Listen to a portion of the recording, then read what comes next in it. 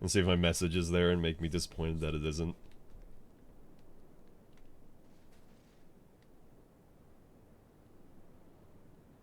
This is all I see. People are very disappointed with the ending. These guys didn't play Dark Souls 3. Remember, Two God is a bit special.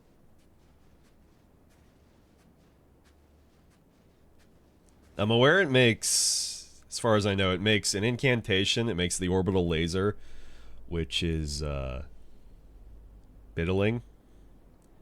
And it makes two different versions of the same weapon.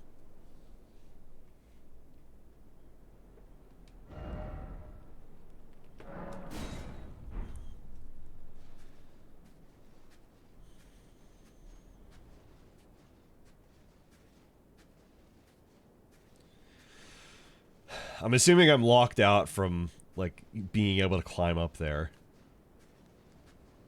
Like, I don't think that's asking much. Like, just let me go on top of the thing. Towards the right from here. No fun ahead.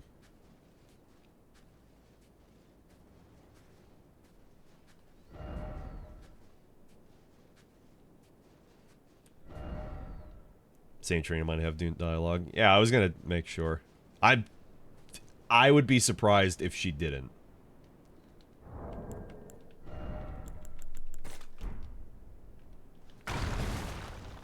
We'll find out, though.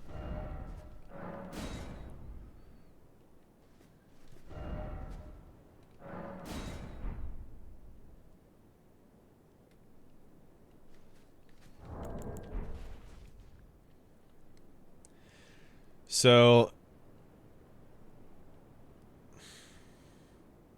if I recall hearing, the gate, can clearly see it's made of horn scent. America got really pissy. Went on a fucking genocide of all the horn scent.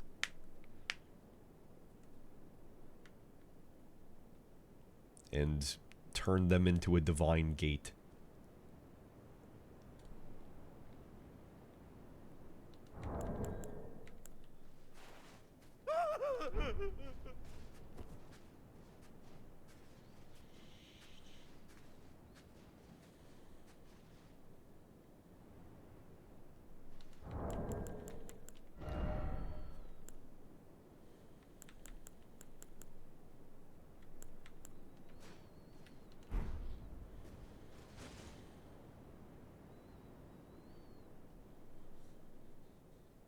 All the sand below, that ain't sand.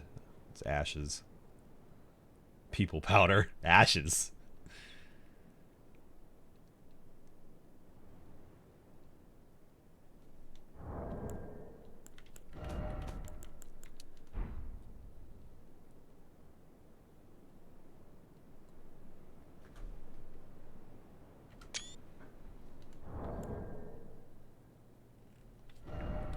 Ashes would require burning. Yeah, I mean, there was Mesmer.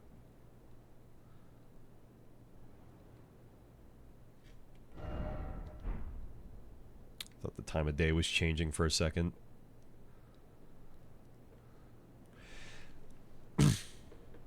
So the grab, I did see the death as well. So you get grabbed twice. And I don't remember what the second dialogue... Actually, I didn't see what the dialogue was to begin with, but I just seen you get a unique death. Not you died. Heart stolen. So you use that to dispel it.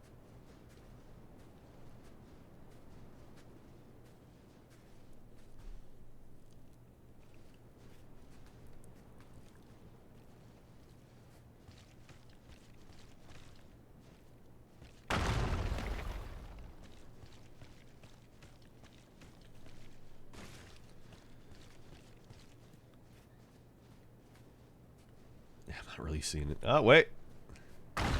Excuse me. Yeah, that's not it. That ain't it.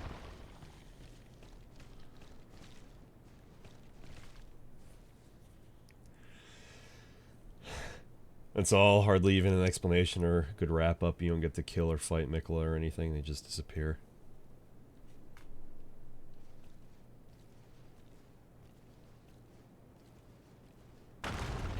I would have liked the tiniest, maybe, bit of dialogue. I'm not, like, upset or anything. I can understand why people would be upset with, like, oh, so this is it? Like, this is literally it? And then you just turn back around? That's it? And everybody's dead. A little forward from here. Should I just follow the side of the wall? The side of the wall. Jesus Christ. They do not need to make this noise. It's not close to the wall? It's Jover? Oh, okay.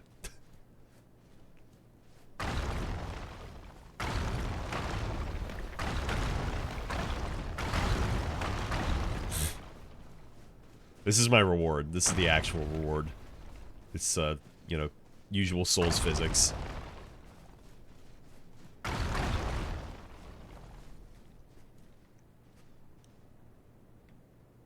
They're still pogging.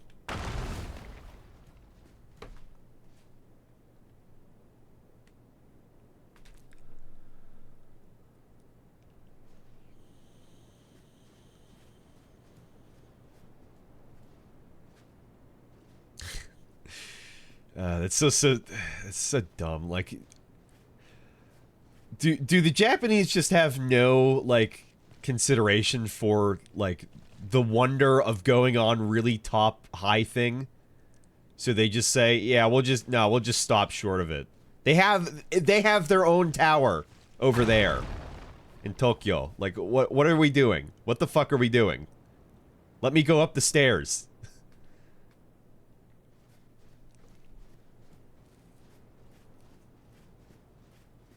Bless you.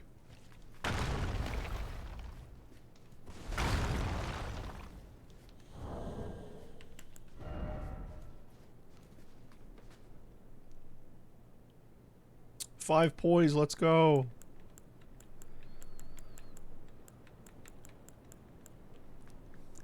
Remembrance of a god and a lord. Remembrance of Radon, consort of Mikola, hewn into the Shadow Tree. The power of its namesake can be unlocked by the Finger Reader. Alternatively, it can be used to gain a great bounty of runes. I got 500k, by the way. In their childhood, Mikola saw in Radon a lord. His strength and his kindness that stood in stark contrast with their afflicted selves. And so Mikola made his heartfelt wish that Radon would one day be his king consort. Gay! Remembrance of a god and a lol. Oops.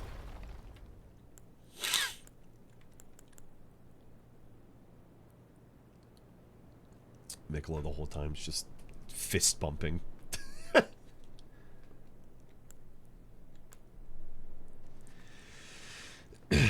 Thialie's hidden needle, concealed weapon used by Thialie, T-Dog, of a design generally favored by poison wielders for dark and subtle purposes. Like Saint Trina, who blossomed in the deep purple garden, a rich poison is secreted from within, which sends its victims into an eternal sleep. Sleep evermore. Pierces the enemy deeply with a poison-coated needle that delivers eternal sleep. If the follow-up strike lands upon a foe who is already in a state of slumber or eternal sleep, it will deal significant damage. It's like a poison flower blooms twice. Makes me think of Thialie's mask, a mask upon which is carved a tranquil sleeping face. The silver hair is arranged in the same style as Saint Trina's, increasing arcane. Just once, Thialie was granted the sweet repose of velvety sleep. The remainder of his days would be spent attempting to recapture it. The dark attire of those who wield poison in secret. Additionally, countless needles are sewn onto the exterior, apparently for talismanic effect. The dark gloves of those who wield poison in secret, ever scorned and loathed. Wise Man's Mask. The iron mask of Sir Ansbach, giving the appearance of a quiet, wise, old bearded man. But an old fear lurks beneath, together with the cold, unflinching discipline that once honed his blade, now employed to enhance blood oath in... dynastic skills. Man only ever slept once. Tialie, born sleep deprived.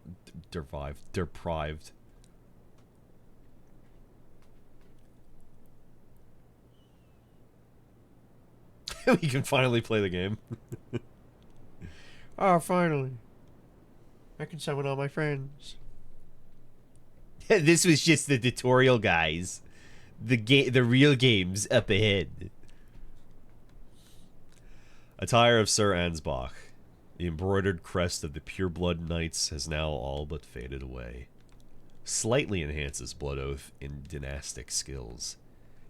Ansbach understood that keeping his oath to his old master was not an act of logic, nor would it bear any justice, but it was for those very reasons he was unable to let go. The old ways. Manchettes of Sir Ansbach. Black leather adorned with gold embroidery. Boots of Sir Ansbach. Obsidian Lamina. Signature weapon of the pure blood knight Ansbach.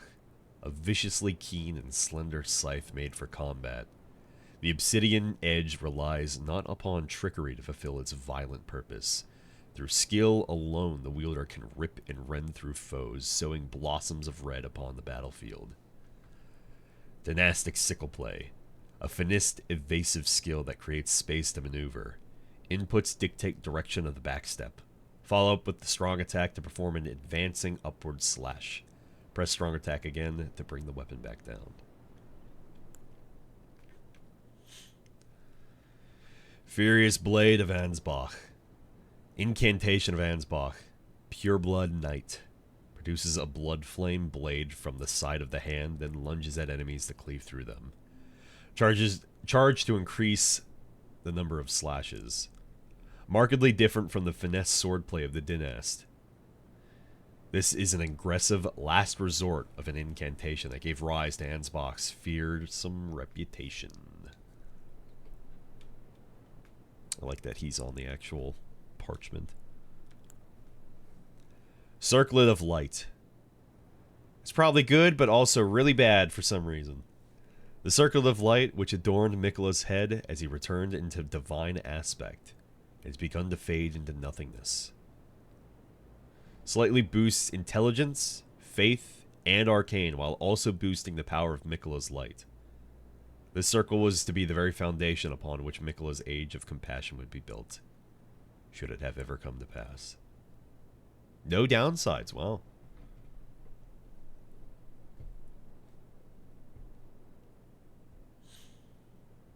I have to go fight the fire giant. Everything's dead here.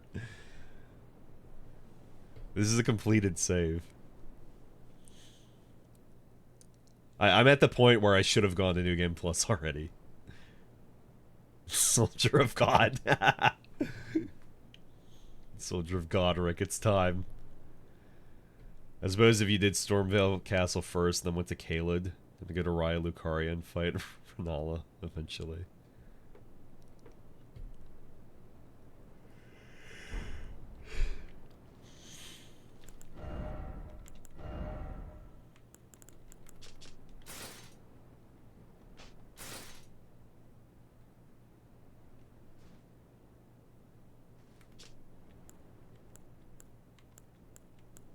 Eh, 1 point each. Look at that poise! Look at that poise go! Why is it... It has actually some decent poise.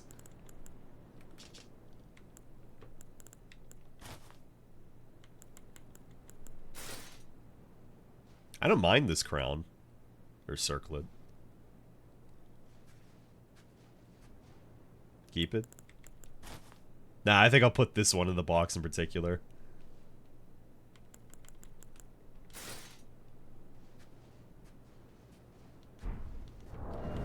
Well, we gotta try on all the other things.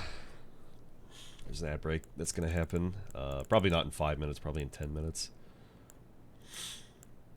Okay, so, fists. There you go. So you're like, where's the weapon? Yeah, right there. Right there.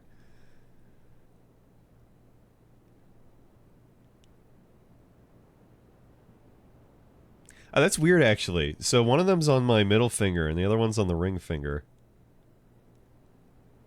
I wonder why that is.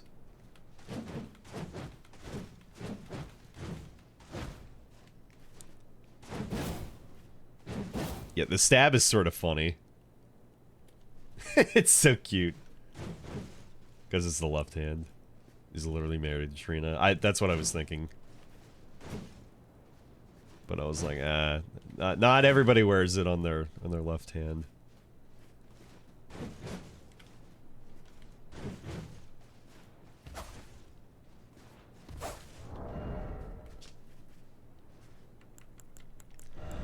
Ugh.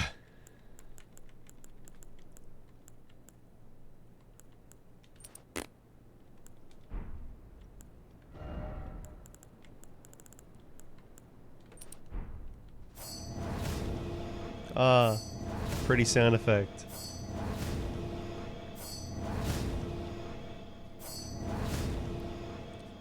Biggest simp alive.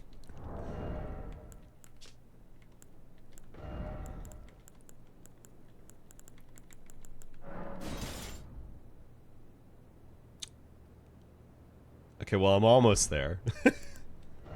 I think the... Where is it at? No. Yes. Almost.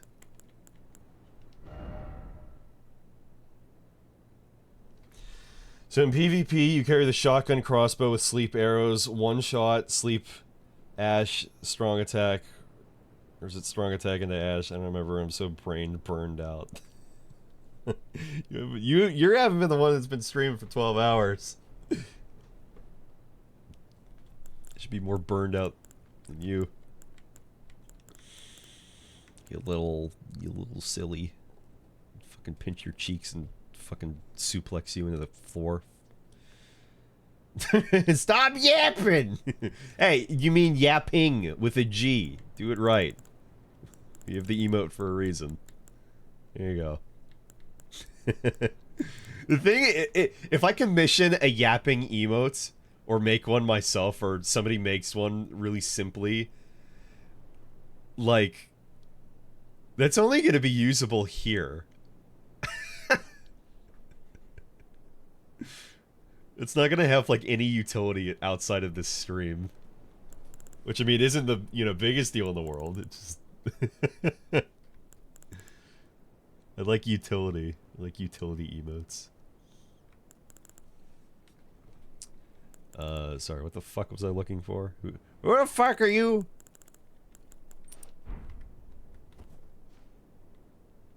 Oh, Nagri, did you see this? I got this helmet, by the way, but did you see this? I don't think that's intentional.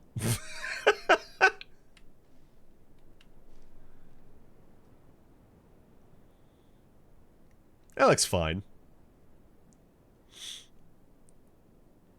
Good to know that's where my head ends up, I guess.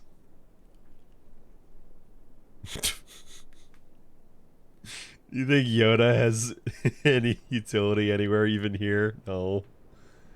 8-bit made it.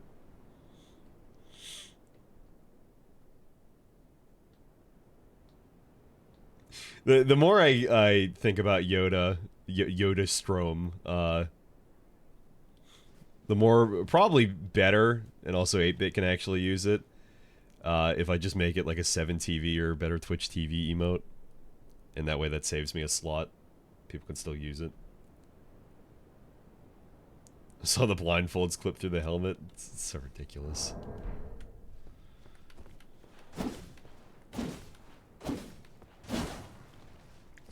That's just the normal Reaper moveset. Yeah. Never used a Reaper.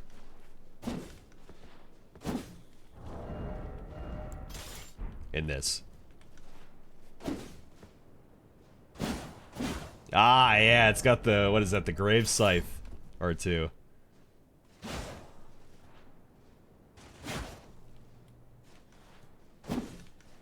Or no, not the Grave Scythe. Which one is it? Is it just normal Scythe?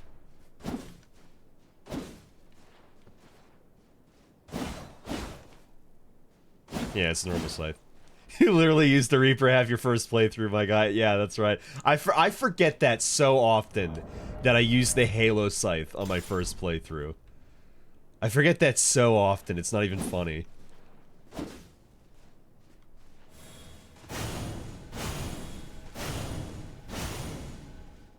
It was really, really good, and I was like, oh my god, look at it! And it... I remember showing Tark. He popped on the stream. I was like, Tark, look! Reaper backstabs! He's like, oh my god! But in British. Never used Reaper, my fucking ass. I forgot. Ad'll start in 5 minutes. Anyway, that was the correct R2 to put on this.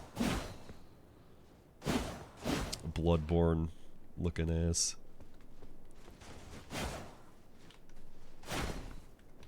You showed it to me too. No, I don't think I did. I don't think that happened.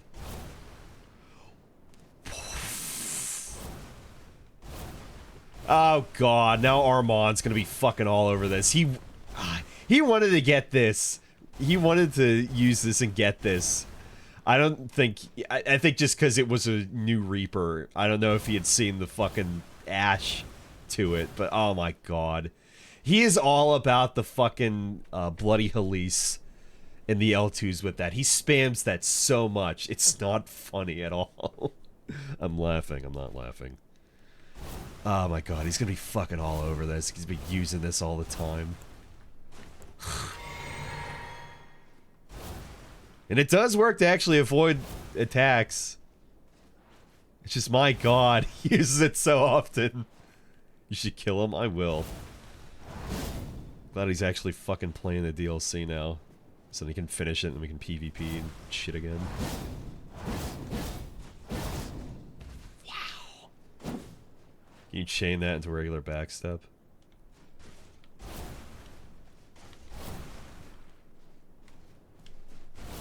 Like that you can, but...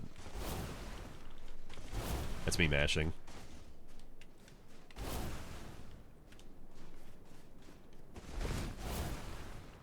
It's pretty... It activates pretty quickly. That's as soon as I can get out of it.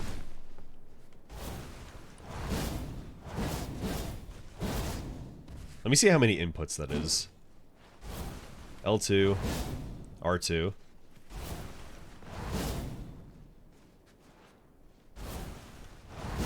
R2. Okay, so that second R2 just goes way the fuck on. Okay, you are committed to that. You can't roll out until then.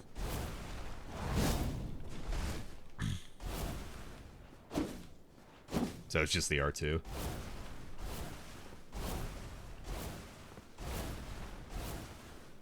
Can I beat Elden Ring, but only walking via the dynastic sickle play? I guess. I don't know what you're asking of me.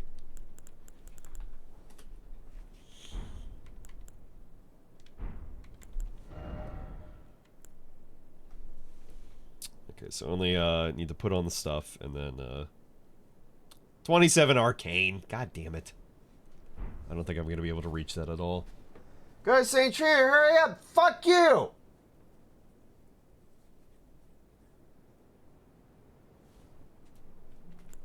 Shovel the snow! Snow shoveler! Play the game, game player! Stream the game, streamer! I need to go to St. Trina. I need to go back to the old lady. Actually, I think if I go back to her now, I'll get additional upgraded soup. Around town, hurry up! It's gonna disappear. It's already gone! What the fuck? Maelstrom! Why are you like this? Ah, that makes sense.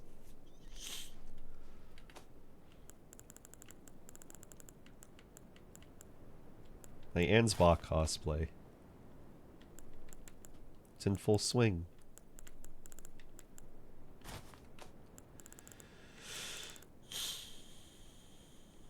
You get 18 extra arcane? How? How can I get 18 extra arcane? How? Tell me, tell me. Just have the loincloth. Caps on still.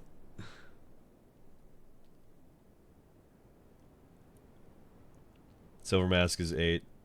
Arcane Talisman, America's Sword Seal. It was a Silver Mask? 8? Oh my god, it's 8. Okay. Yeah, we're in the money. I was gonna put it on anyway, but I didn't realize it was fucking 8. Jiminy Christmas.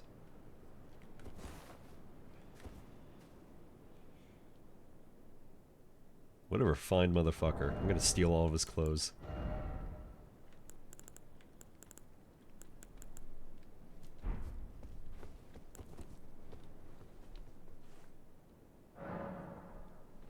Quite frankly, it's a ridiculous boost. It is. That's what I said. That's what I said.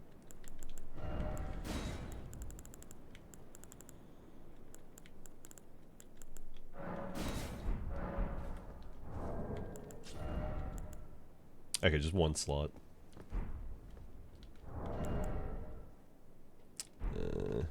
Oh, there's your ad break.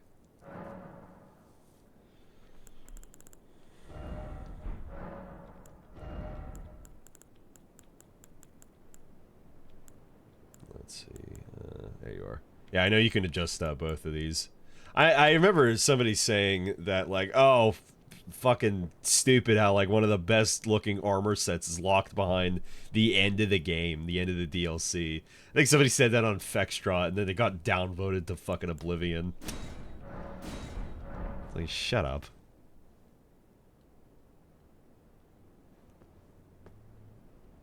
Yeah, these both look really nice. Gives me like a very wide stance.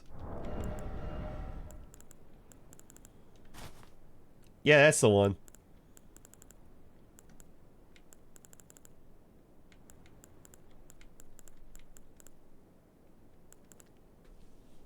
Sad the Mikella orbital strike is locked behind this. Well, yeah. Because I would like to use it earlier. New Game Plus, baby! Cheated in, baby!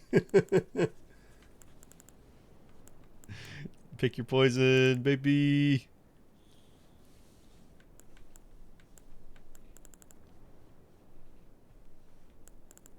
Yeah, it's middling. From what I heard. It doesn't do, like, incredible damage, but it does damage. It's not, like, super incredible. Not Mr. Incredible either.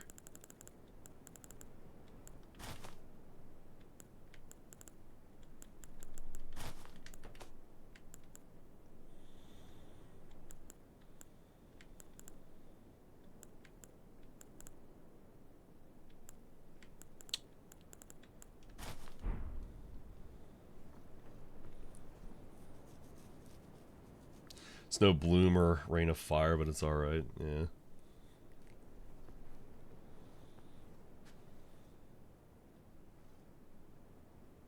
I think the chest piece has to be probably like the best part of this set. I know you can alter this one as well.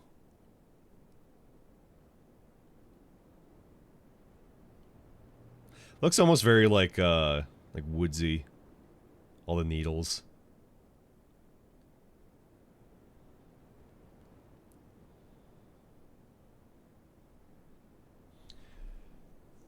I realized it mimics Mikkela's hair, or I think it does with all the braids and all. Arranged in the same style as St. Trina's. Yes. I read that just before.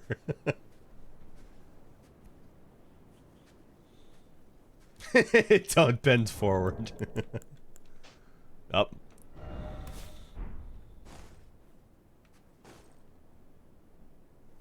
Oh, that makes... What were those sound effects? What? That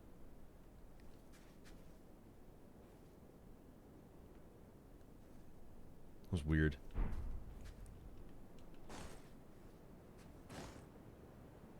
Hey, here's a really random thing I've actually been meaning to say for the entire stream. I've been meaning to say this for a really long time. I didn't entirely think about it, and then like when I did think about it, it's way past the point, like past the first playthrough. I should have said this much earlier. What's the deal with all the heavy armor? What's the deal with all the heavy armor not sounding like loud at all? Like, look back at Dark Souls 1, any metal, like, heavy, medium armor at all that you wear, you're gonna clank around a bunch. Like, I know you can hear it in your head, the shifting of plates, the... It's called padding. No. I mean, not even talking about this set. Not talking about this set at all. All of them. Where are the... Yeah, Dark Souls 1's loud as hell. But where are they? Like, you can... And again, I'm not talking about this, but, like, you can kind of hear, like, little, barely rustling chainmail. But, like, come on. We're missing that. I don't think we're going to get those back, being completely honest. Here's something I was thinking of earlier as well. Do you think the next, like, Souls game is going to have jumping in it? Like, Elden Ring style jumping? I feel that they probably can't go back at this point, not having jumping. They probably can't go back to the run jumps again. So, like, I would never expect, at this point, a Souls game from Software to have A be the select button again, aside from menus. Shut up, Nagri. Zelda-style ledge auto jump. Harry Potter PS1 ledge jump, where that's you run against, or sorry, you run off a ledge and it automatically jumps. It sounds like the jankiest shit ever.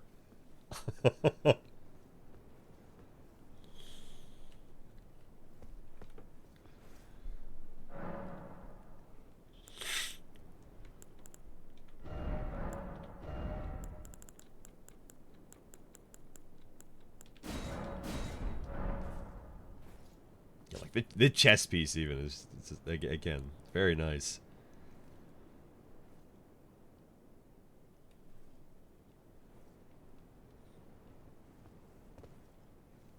Too bad I got these I got this string slapping against my thighs the whole time.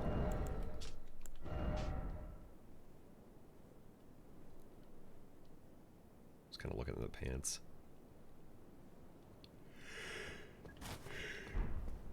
Yeah.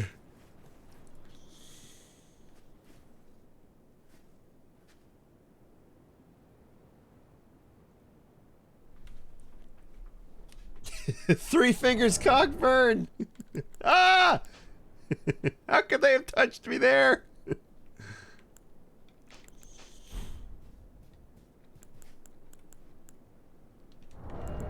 Wait. Sorry, I need this.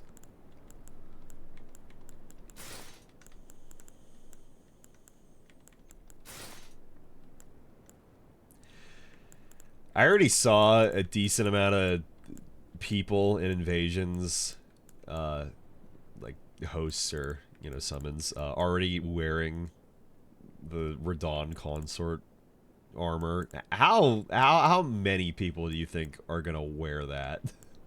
I feel like it's gonna be like a lot. A lot.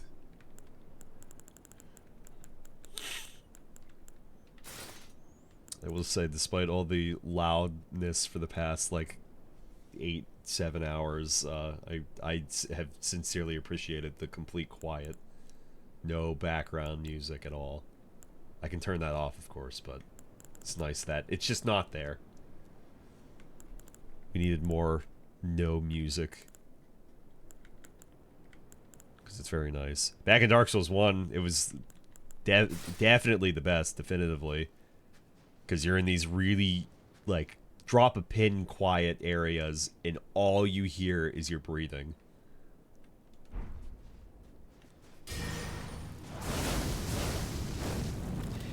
Yeah, so this doesn't inflict bleed, apparently, right now.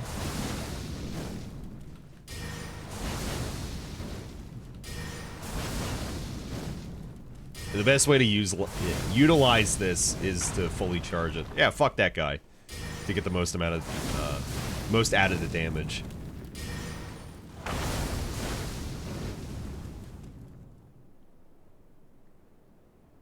You turned off your music for this boss? What the fuck? Listen to fucking Backstreet Boys. Linkin Park. Listen to Linkin Park.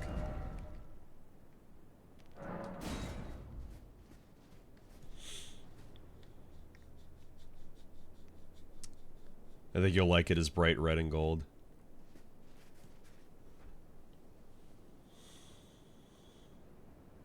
I still see more people use the basic bitch Radon armor, but the new armor is very cool for sure.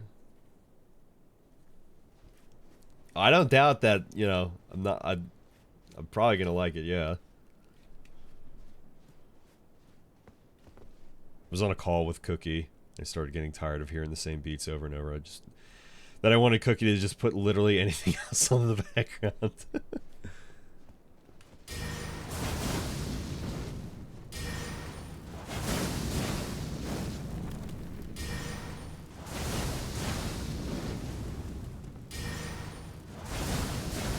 It's like from the side of my hand.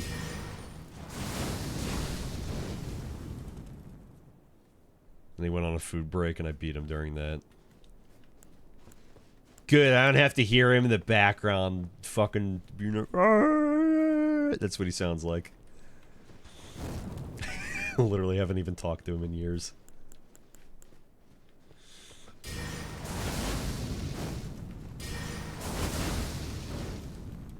Yeah, this thing sucks. Anyway. Time to use it against tiny baby enemies. Which tiny baby bus enemies do I use it against? These ones. I should have gone back to the mains, actually. I was just here, you little silly.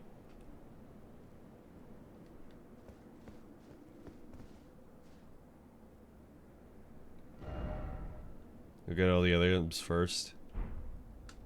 Yeah, I guess I could, I guess. Joe Biden dementia. No, I wasn't looking at the grace. It was very glowy, isn't it?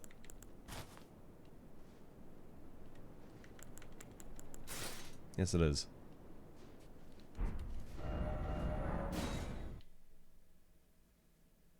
Real bright during night.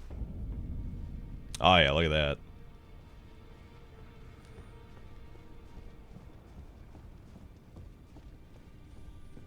Fucking fingers. Headlights.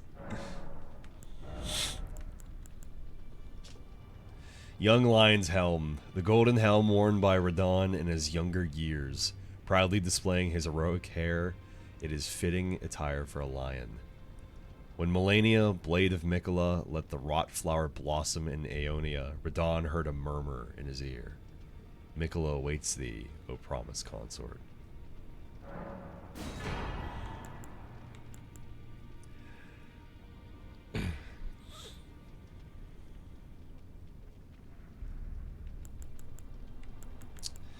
Golden armor worn by Radon in his younger years, proudly adorned with heroic red accents, is fitting attire for a lion. Every time I see Radon, the name Radon, the word Radon. I just think of the way that Gideon says Radon when you can ask about, you know, the shard bearers. General Radon. It sounds very exasperated compared to like all the other ones. General Radon. Damn. Golden gauntlets. No mention of the horns though. Golden greaves.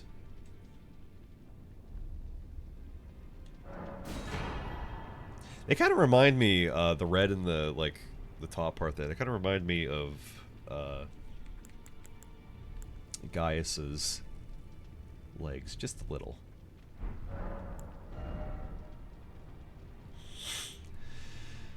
Alright. Great Sword of Radon, Lord. Great swords of black steel wielded by Radon in his youth. A pair of weapons decorated with a lion mane motif. These were in his possession immediately before his triumph over the stars. The swords of a lord who does not rely on physical strength and gravity alone. Promised consort. Imbue the two great swords with the light of Mikola, then deliver a slashing attack accompanied by columns of light. Additional input allows for up to 2 follow-up attacks. We have 4 of his swords.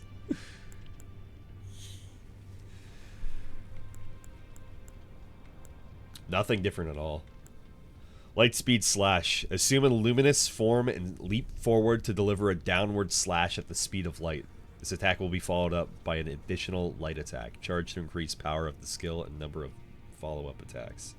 Yeah, we have 6 now. 6 swords overall, but these 2 are the same, and the other one is definitely different from the base game. Light of Mikola, the strength of Mikola upon his deific return. Wielded as an incantation. Annihilates foes with a pillar of light. Mikola sought to accept all that was and would be. A bottomless curse, a bottomless sea. Accepting of all there is. It can be. But found one that refused to be embraced. No wonder, as one god and one king consort is all the world needs. One that refused to be embraced.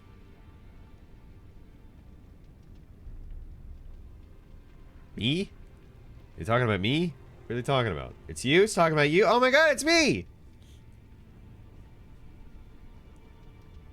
Well, no, I mean, there was Ansbach.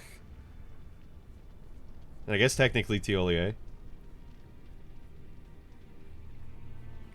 was thinking base game Radon, 2 from the Remembrance. Yeah. Kind of phrase, greatsword, I guess. Styled, anyway. Yeah, they talk about knights, and then, like, that's the... In regards to the sword, like, that's the only one. It's the only one we see. That's like that, ever. Oh, they're styled after, oh, Radon's knight. That's the only sword I see, though, ever. Oh, okay. Yeah, 72 faith. Oh, these have the same requirements. FP's different, though.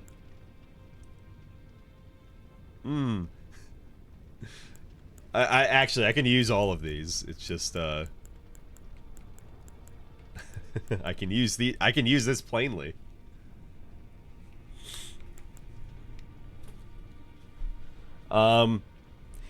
Is the moveset, you know, yeah, is the entire moveset basically the same for the base game one? Or is it like a unique moveset? It's the exact same? Okay. Well, because I doubt that many people actually have 72 faith.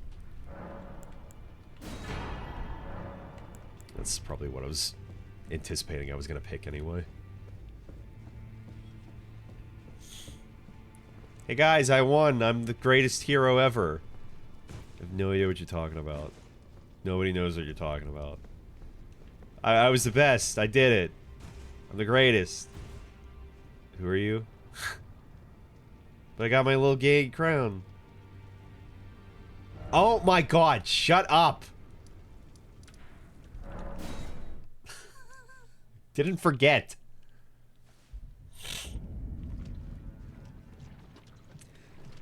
The ashes on these new ones are kind of like meh, though.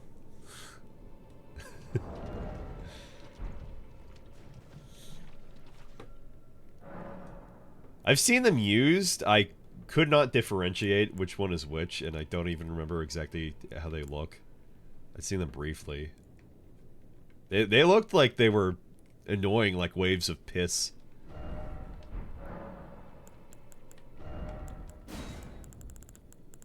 They sure are.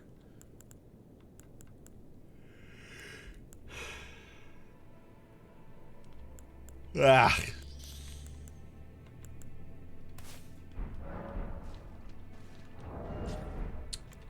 Wait, was that? Hang on.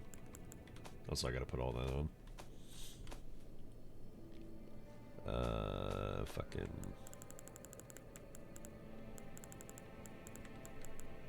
Okay, I was gonna say, yeah, that better be 2. The suck explode is so good. What are you talking about?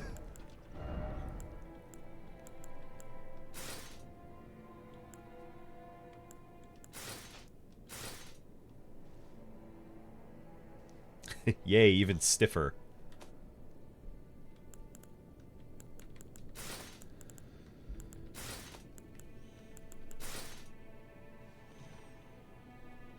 Congrats on beating the guy, dude. Thank you, guy.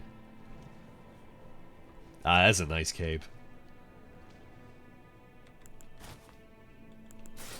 Yeah, just the color, the red there reminds me of Gaius's.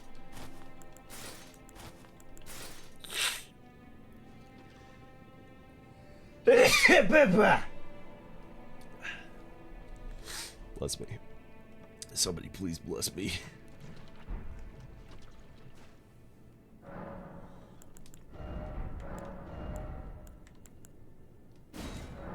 Curse you. No. You know what this means, though? I won the victory. Now I get the Ronnie Fumo. Yay. I can have my own Ronnie in my back pocket.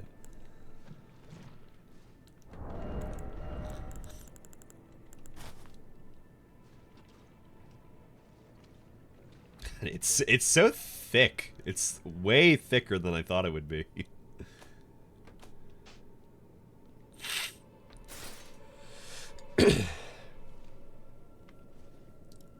Oh, it shortens my hair. That means it sucks. Yeah, like Mesmer's. I really like the reds on this, though. They're very, very nice. But I definitely like Mesmer's better at this point. Actually, the Fire Prelate one. Yeah, this is the one I want.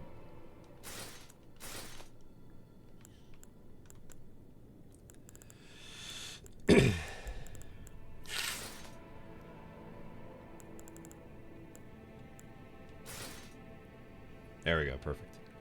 Fire Prelate gives you maximum immersion. Not that big.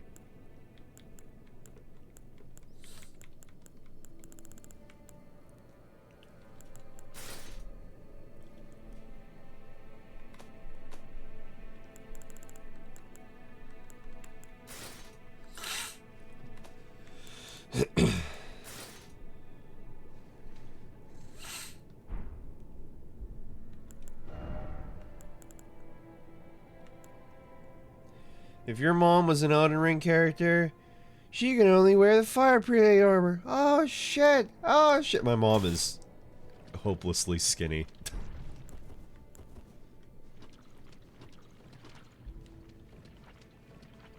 How many of you even have 72 faith to use this? Like, I'm sure everybody's, like, seen it, but, like...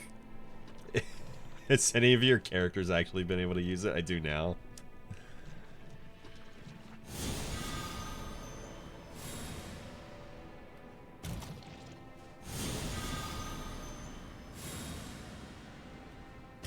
Hang on, let me walk into a wall.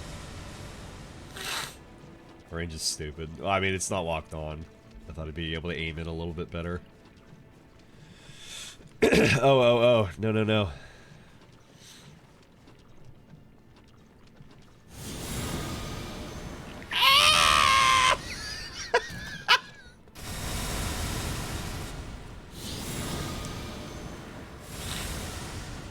Flashbang. Fuck up the spirit caster on the stair. Okay.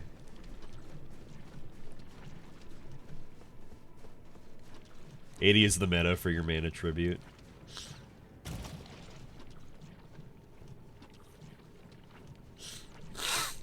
I just meant anybody here. I don't know how many people are, like, faith boosters like I am.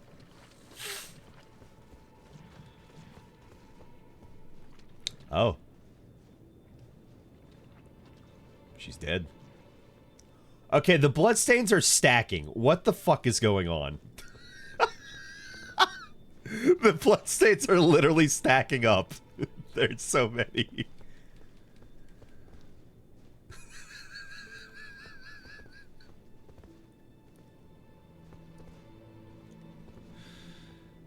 That's incredible.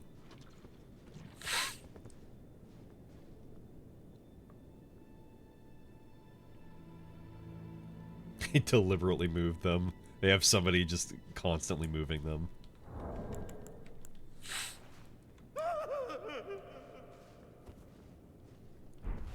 She's dead. You took so long. Shut up, Nagri. Her hair's still moving. She's super, super sleepy. That's all.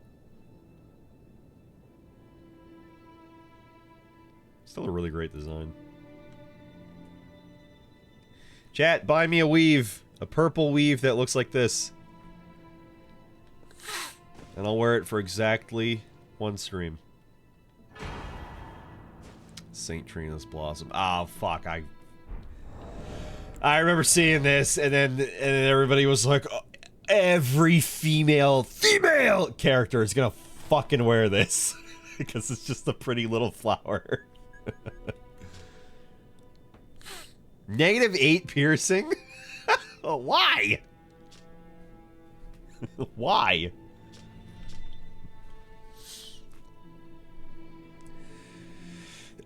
St. Trina's Blossom. St. Trina's life withered and fell as fleeting as the seasons. At her last, she left a single water lily. Slightly boosts max FP. That's not bad. 20. Sorry. Not even -8. It's -0.8. Despite the velvety purple hue, the flower is in no way poisonous. It merely blooms in quietude.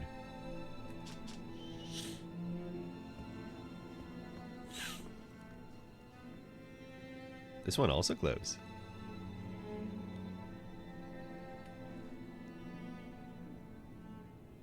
I'm glad they added this, though. Just something very, very simple like that. I'm kind of surprised there aren't any, like, earrings. Like, there's the antlers that have earrings, but, like, just period earrings as, like, a headpiece.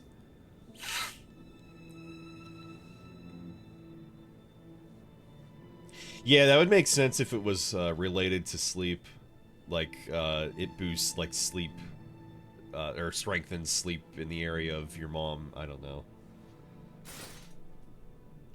This is so fucking yellow.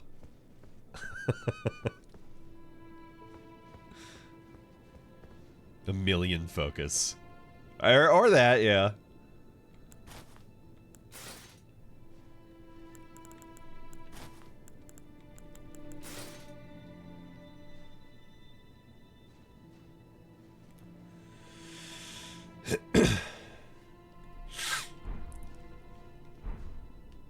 It's funny that I still cannot attack here. Respect for dead flower.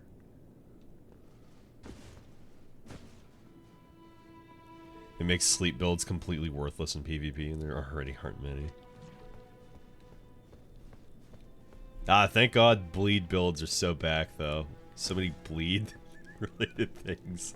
Anne's box whole set boosts bleed related things by what did Elm say? What was it, 15% in total for all the pieces? Claws are also bleed, because why not? Well, yeah. I mean, every weapon bleeds, but more bleed than others. Pissing me off that every katana ever just needs to have bleed. They just have to. Because they cut deeper. They're folded 17 billion times by my Japanese wife's Fuda cock.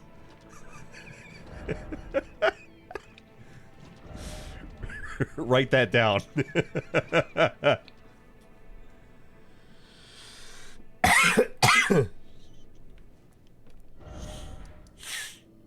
Okay, good. Everybody's dead. Everybody in the Shadow of Realm land is dead except me and all the enemies. And the Horn-Sent Grandam.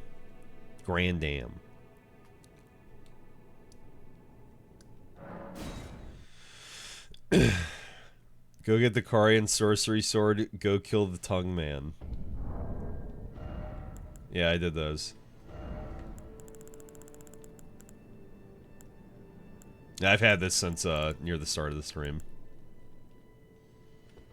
Yeah, no, don't worry. I complained about that. And I talked about Fextra for like 15 minutes. Because Barlow asked. Should have left him for last. Why would I leave him for last? Get gazer beamed, idiot! Oh god, he's still alive!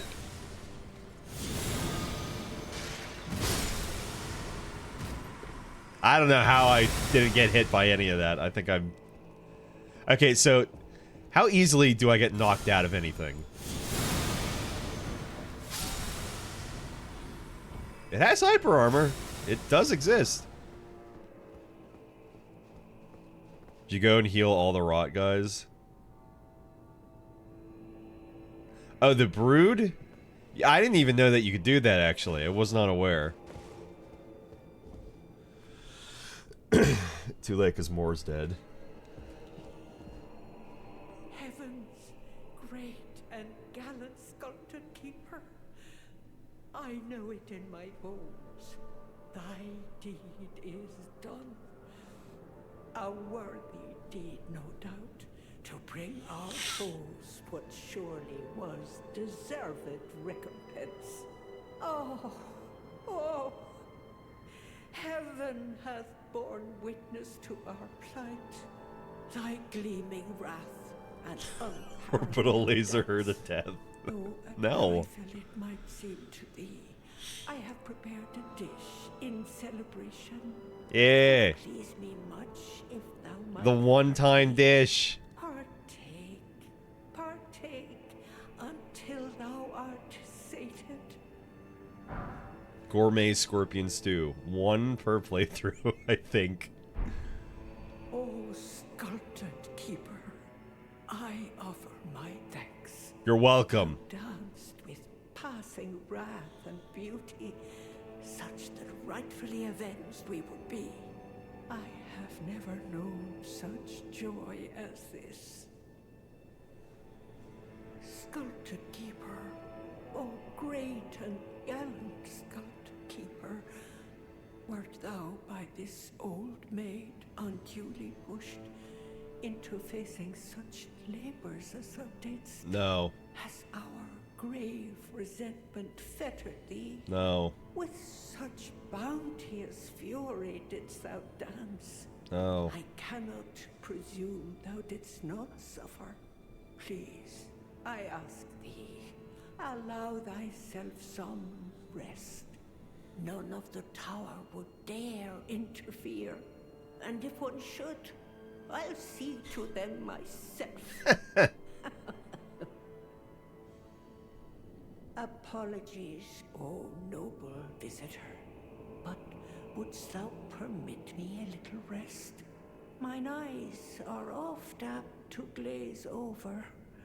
The years taking their toll, 'tis plain to see.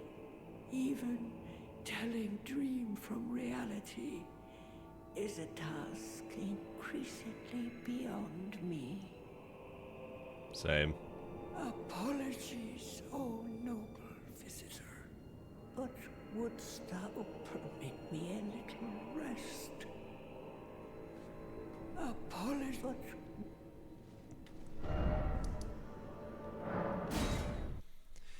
Apparently you can get a second one by exhausting all her dialogue after she gives the first two and then reloading the area. Prepare your ears for orbital laser.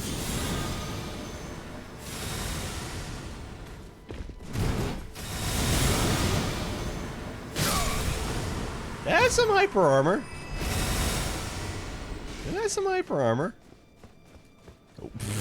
Only 2.9k weak. What the fuck do you people want?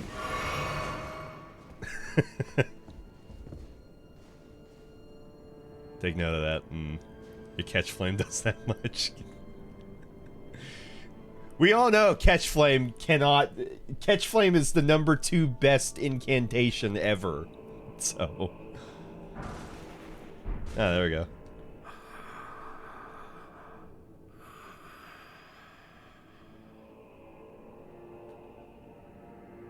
God slaying catch flame. God slaying first incantation you can use in the game, depending on your build. At first, later it does like no stagger, so no enemy will ever get hit by the laser shower. That is true, actually. Yeah, it doesn't do any stagger.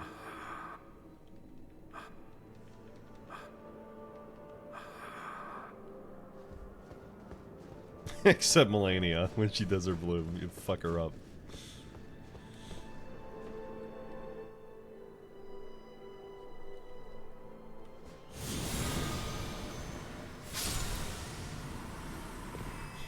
Only almost 3k damage. It sucks.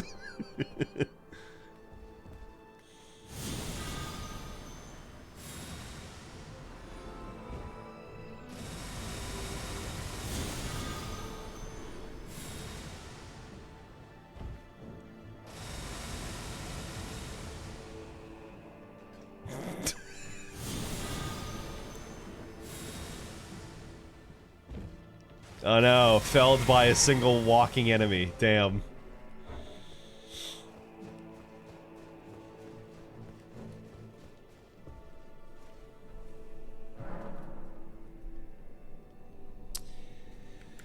Oh yeah, I guess I should try Ken's box. I guess.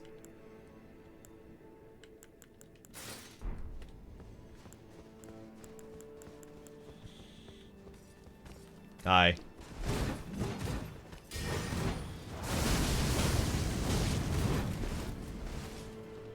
Okay, yeah, that's cool. The one, bleed incantation, by the way.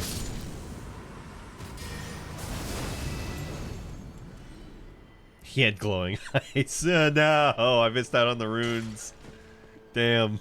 Sorry.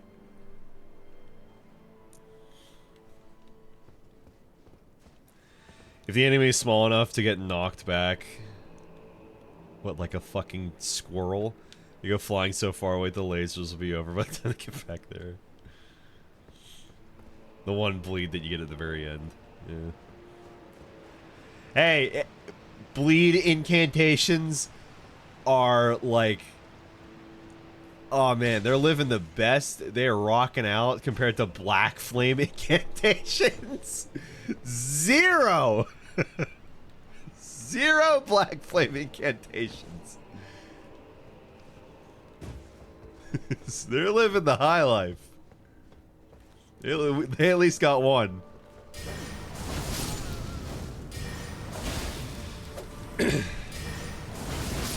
Every weapon class basically gets a new weapon. Black flame incantations. No. Not a single one. Don't give them anything. They don't deserve it.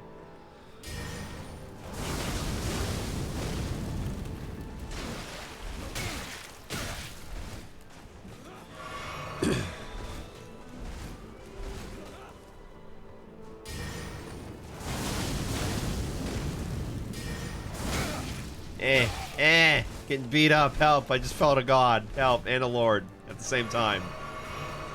Pal. The cat still goes off. That's something you can take from that. You get hit, the cast will still go off.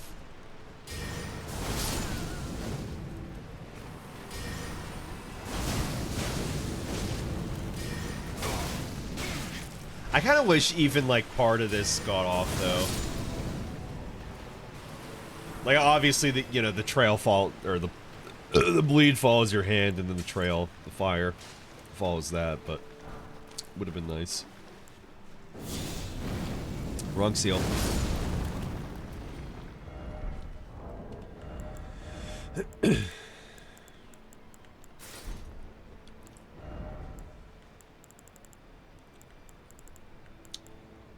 Well, shit. Is there anything I'm missing at this point? Anything I forget?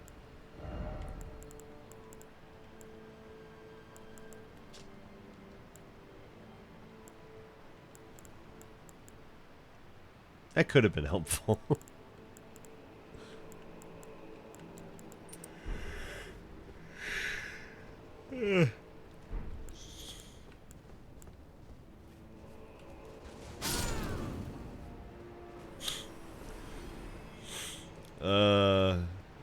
Fucking catch flame.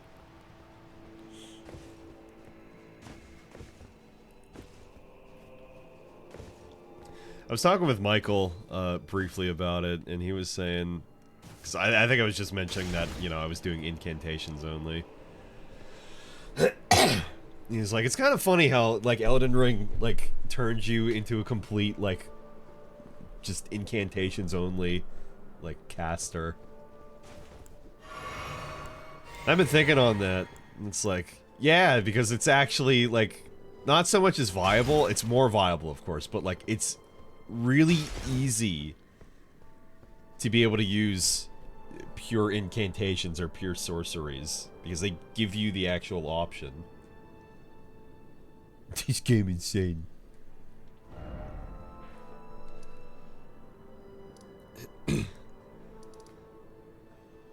I mean, it's definitely all owed to actually having the option, having, like, things that follow up with each other. You know, like catch flame casting so quickly.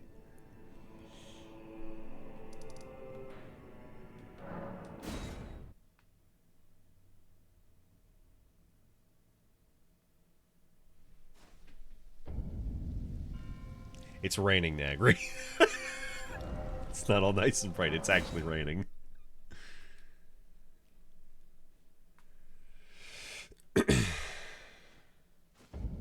It's still raining.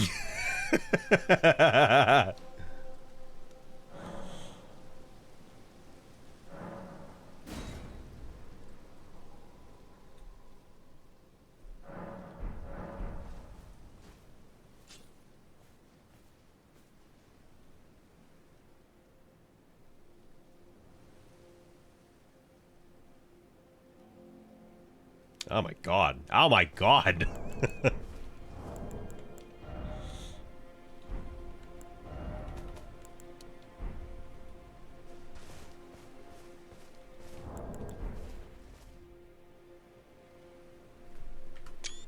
You get one there. Get one there.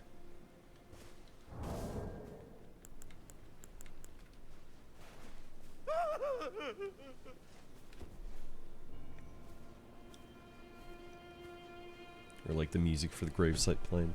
Yeah, it's okay, I guess.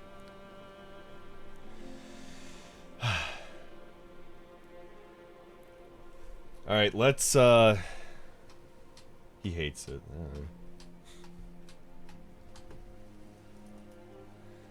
Let's see here. So, this took me... Miyazaki said it would take people 30 to 40 hours. FromSoft should die. Okay. Calm down. Let's add up these hours.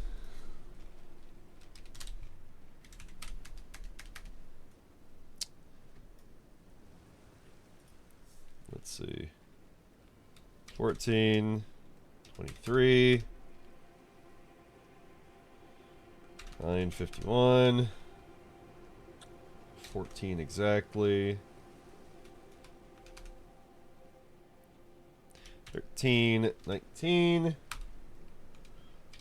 11:50. These are long fucking streams. 19:50. 3:10. 9:53.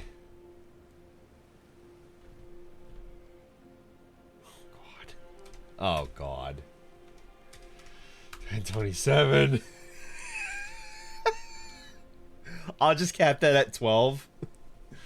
Because for the past hour, I've just been checking out things. Oh boy. 106 hours and 53 minutes. My OG Elden Ring playthrough was like 185, I think. Oops. Let me check my save file for that.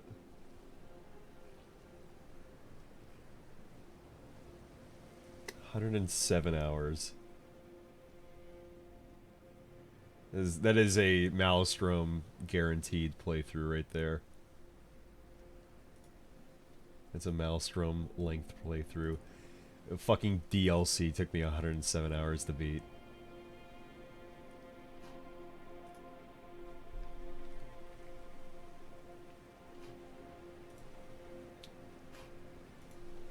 Twitch is weird and shitty. I gotta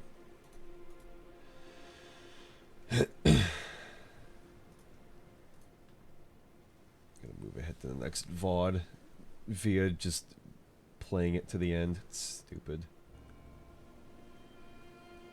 Hurry up, come on. There you go.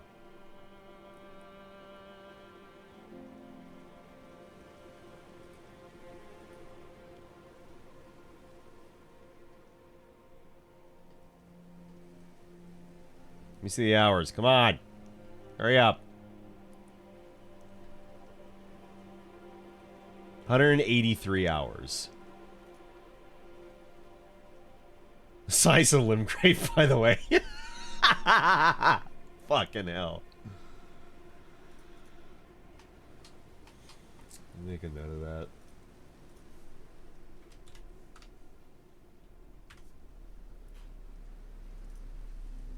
Fucking Christ. 107 goddamn hours. All the required areas together are the size of Limgrave. Limgrave, Liurnia of the Lakes, and Weeping Peninsula. Is what I all heard put together originally. Don't give me that! Okay. Don't take it then.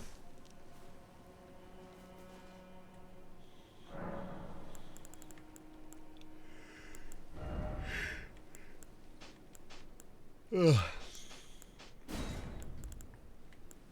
Okay, now the process of putting everything back in its place. Now that John Bossman's dead.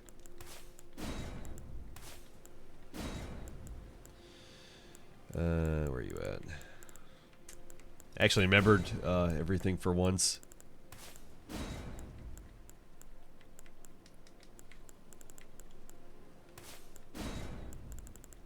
I will not sleep on Burno Flame ever again. I'm so sorry.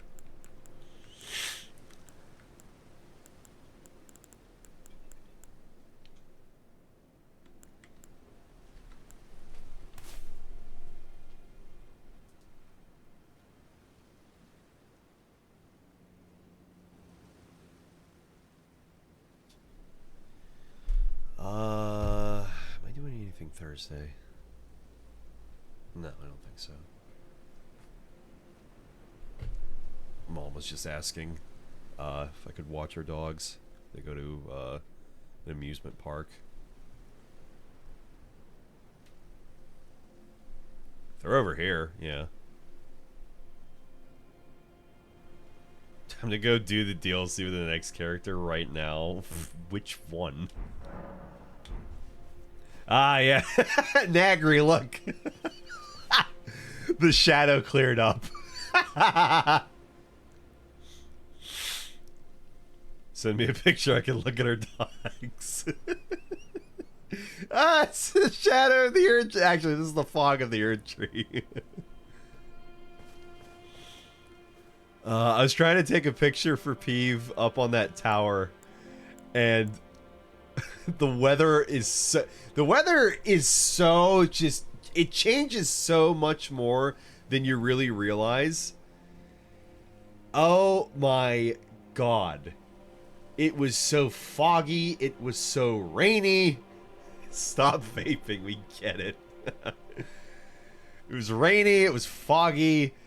It was just, oh my god, it like could it just have proper fucking normal weather? The weather in the DLC is all over the place. I showed was it last VOD or whatever, the pictures that I had taken. And I posted them on Discord anyway, but like there's so many different colorations. Like, I mean, you know, look at the fucking BRB screen. Like, that is ridiculous. And like, when I had seen this, I never saw that before, I don't believe. And if I did, I was extremely tired. I don't remember.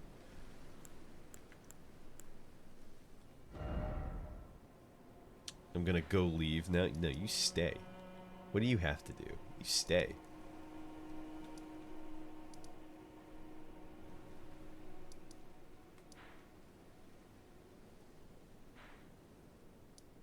Shadow Tree's a gamer, and the sky is their RGB. I have to enjoy my life. I've just been watching this stream. You haven't been here for that long. It's only probably been like 6 or 7 hours. Come on, I've been here for 13 hours. It's gonna ski in like 3 hours. Pathetic. You disappoint me.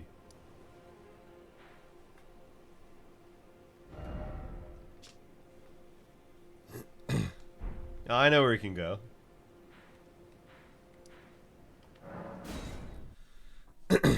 Since I got off work, I watched the stream and have done nothing else. Well, since I woke up, I barely did anything, and then I streamed and nothing else. I wasted my entire Sunday and Monday on this. Shut up. You came here. You got what you wanted. I don't know what you people want. You and your free content, and you're complaining. Mine will be an order, not of gold, but the stars and moon of the chill night. And I would abandon this soil with mine order. Wouldst thou come to me even now, my one and only lord? Yes, my wife. I'm your male wife. Upside down, sex on a bike. Upside down, Maelstrom, Ronnie's male wife. Mine will be an order, not of gold, but the stars and moon of the chill night. And I would abandon this soil with mine order. Wouldst thou come to me even now, my one and only lord? Yeah, Nagri has the Nendroid Ronnie. He pre-ordered it. He loves his figures.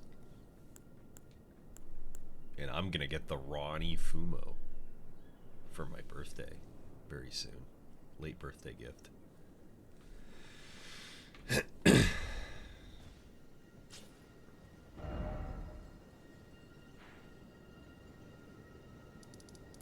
Yep. Oh yeah, there's no grace in the yeah, there's no grace in the tree. I forgot about that. Alright, see you later, Nagri. I'll be ending I guess basically now. That's it. That's pretty much it. Did you use all the remembrance dupes? No, there's still the... I mean, I don't know about the base game. I think I used all of them, but no. I mean, there's still the one in the hinterlands. I think, like, right here. or somewhere that I did not care to go look for because it was just lampreys and hands. And go do it right now. I don't even know what I want to dupe.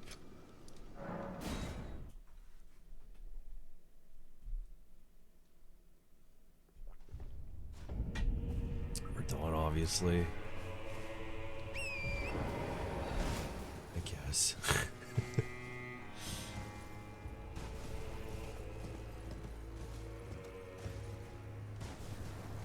Just want to see the swords.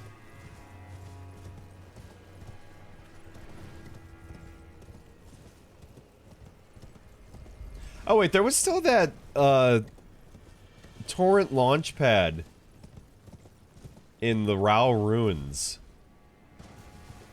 that I didn't activate. Yeah, the torrent launch pad.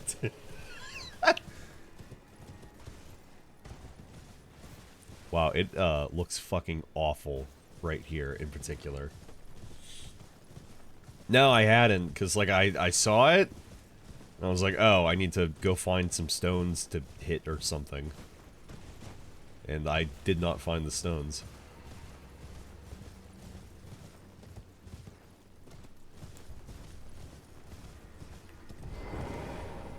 The fart runes. Am I missing, like, it... I mean, obviously I'm missing something, but, like, am I missing anything, like, interesting by getting that? Or is it just, like, a shortcut that, like, whatever. Who fucking cares?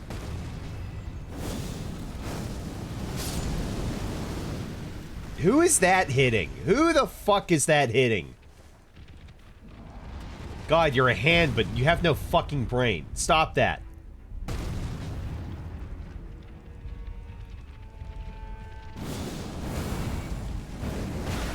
You're dead. Allows you to get up on the other side of the runes. There is shit there. Is it... Ugh.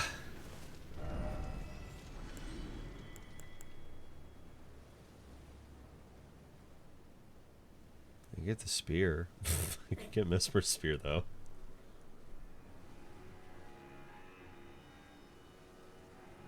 Or wait, no, I already have Mesmer's spear.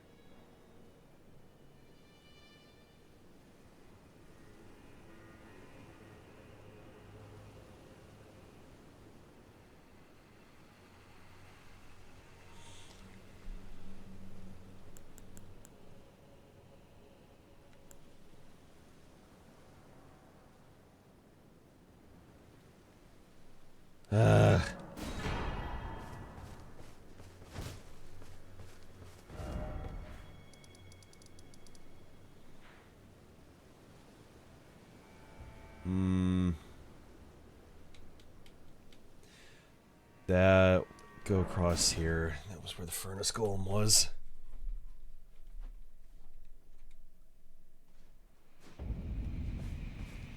You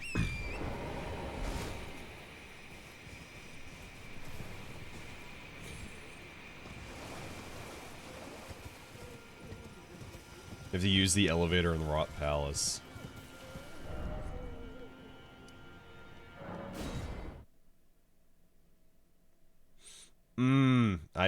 I never did use that, yeah.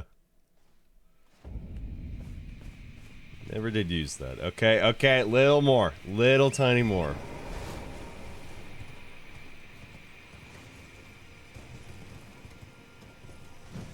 It's because Hornsent invaded me. I got distracted. I just moved on.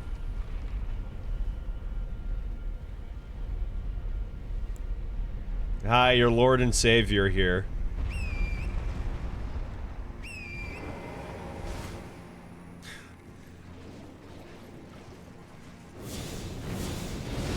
Alright, where's the putrescent... Whatchama, who cares? I know you're here.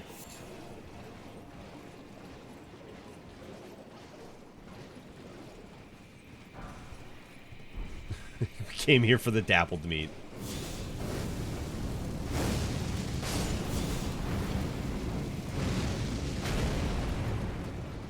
Oh my god, they're playing checkers. I'm still playing chess.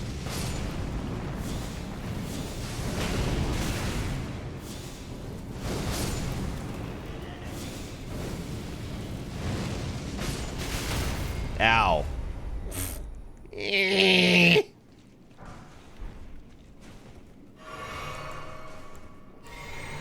Alright, now we really came here for the smithing stone too.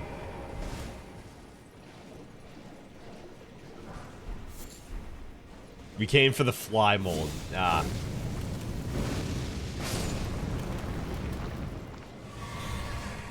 Fog fly mold.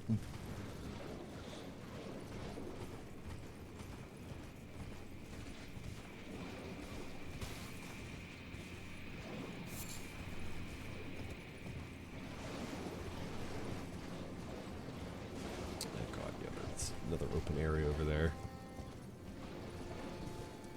Well, I'm glad I can fully watch Elden Ring content now, completely uninhibited.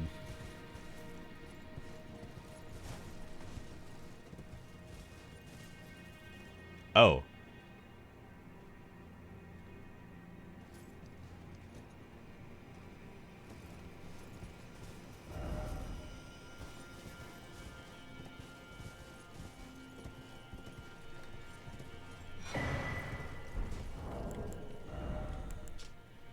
Hefty rot pot. Oh, yeah. The only difference is partake until thou art sated. Gourmet scorpion stew. Scorpion simmered in a black soup. An exquisite dish chock full of mouth-watering scorpion claws. An ad break in 3 minutes.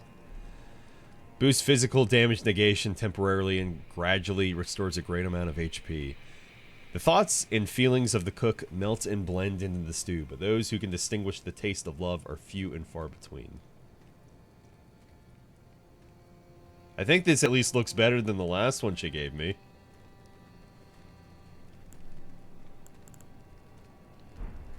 Kill that dude. Kill him. Tame that brat. No, kill him. Kill them all. They come in pairs now. I was so certain when Elm popped in earlier. They only said hello. I was so certain that it was going to be another one of those fucking bots. Because the ones I've been getting lately as well, they just say hello. And then I greet them. And then like 5 minutes later, they go ahead and send their bot schlop. Then I instantly fucking shoot them. They die.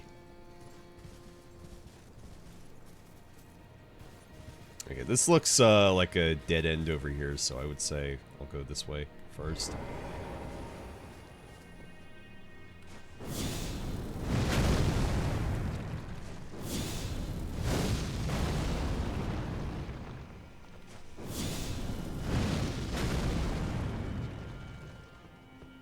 Rainbow Stone time. Nah, Giant's Flame. Giant's Flame time.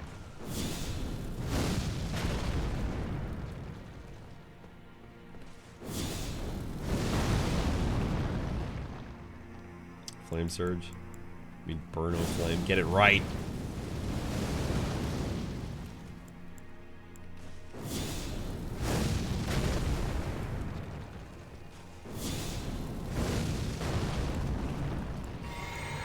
No, no, no, no, no. Flame Surge.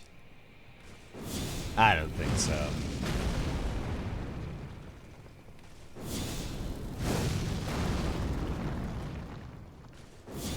Yeah, I'm cheating right now.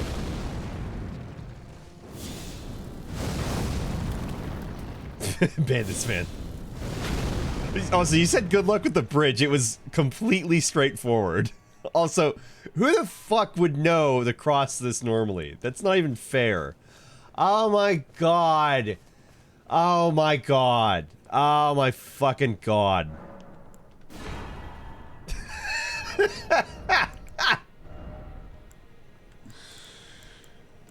I thought it was in A catacomb. Or is there just also one in a catacomb? Another altar. Oh, it's so pretty. Sword of light pulled from its stone scabbard at an altar.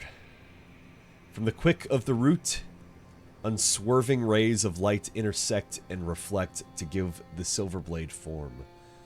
Unique skill. Light. Unleashes the light covered... Sorry. Unleashes the light carved in the armament's blade. Send the sword aloft to let loose a blinding light whose many rays sweep through the surrounding area. Also temporarily boosts one's own holy attacks. Darkness altar is in Catacomb 2, 1 of 2. You can find the stone sheath sword in the Catacomb. The ash on this is dumb.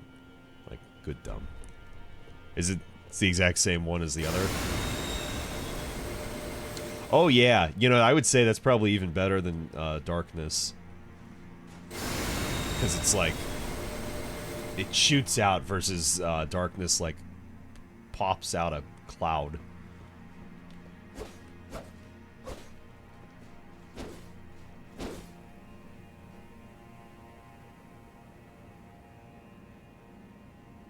This is a nice fucking sword. I'll miss my stone scabbard sword. But this is a nice fucking sword. Both of them are really nice. Like shit, just use this on a build for the fucking fashion purposes. Goddamn.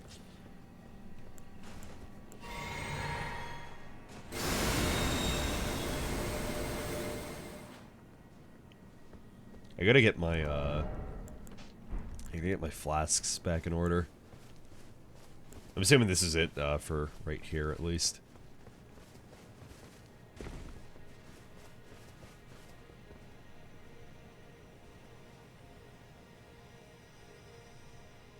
Jump off the invisible bridge.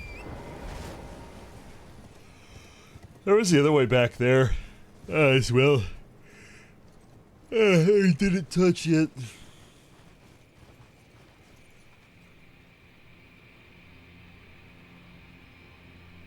Let me check the other part before I go jumping off anything.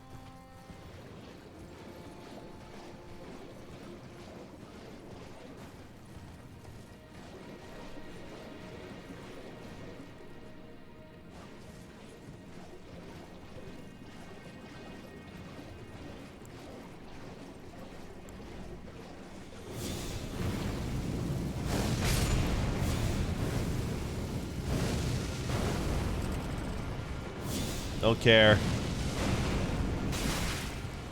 Don't care. I won the game. I beat it. I don't care. I've earned this luxury even more than before.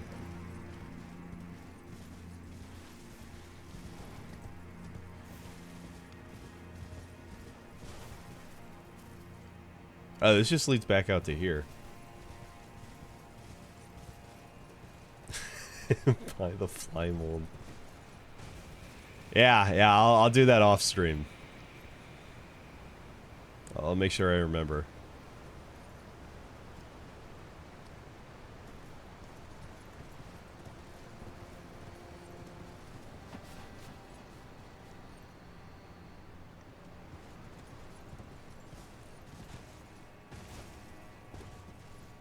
Yeah, so the spring is right there, so... Yeah, I can see that being right over there then, by the bridge. So just a slut cut, for the most part. Ah, a burrow.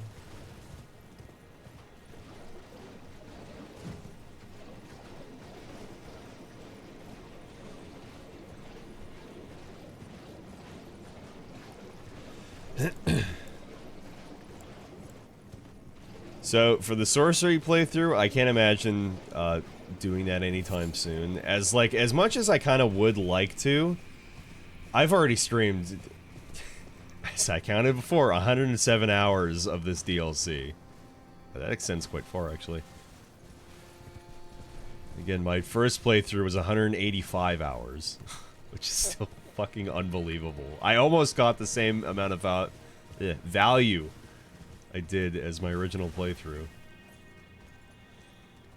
That's the crazy thing.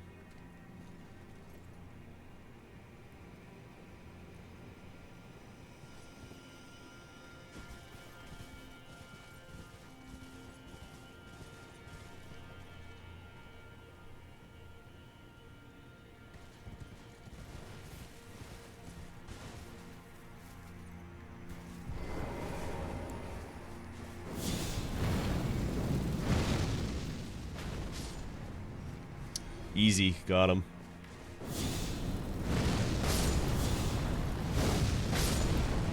Cool guys, don't look at explosions, etc., etc. You've heard the stories.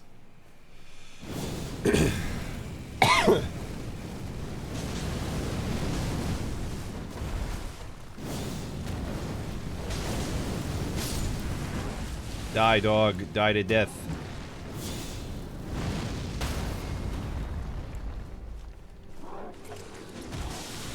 No, wait, sorry. Ring R2.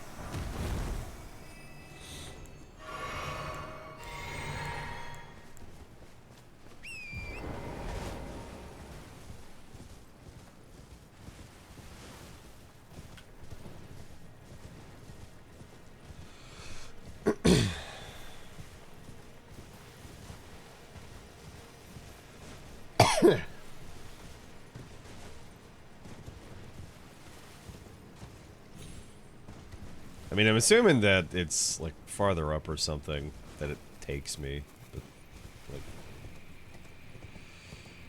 if it's just a shortcut at this point, then, like, yeah, I don't think I actually care at all. Is it just a shortcut? That's it? It is not a shortcut? Oy vey. Oy vey. Okay, help me out then. Where is it? Up. Up the elevator, or... Up the elevator? It's already noon. I'm gonna get to bed here.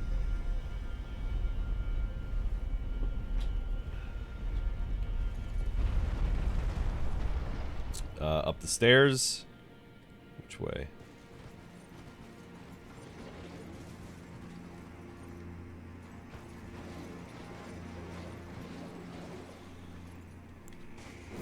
Go away. Go away. Go away. He's up the stairs.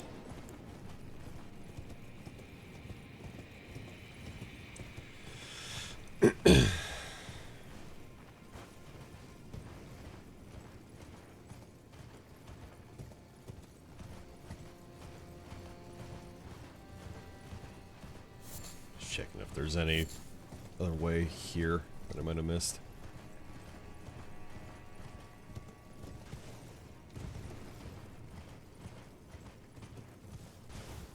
It's basically right behind that wall there.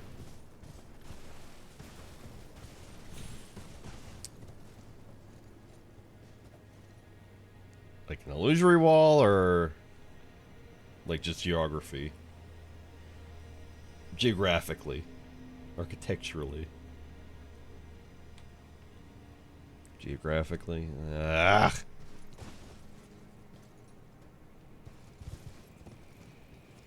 Might be from the water area.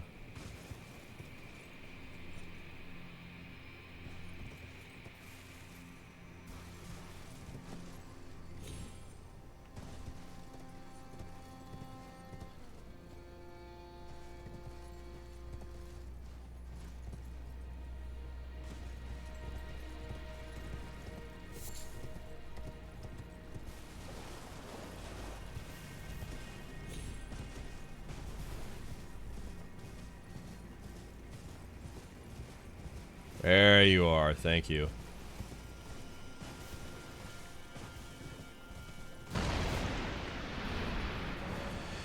Jeez.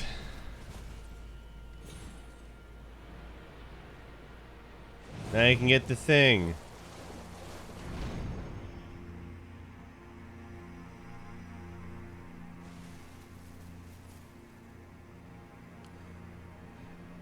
Barlow, it's just the other side. Oh. So let's say this just led to where I fucking was.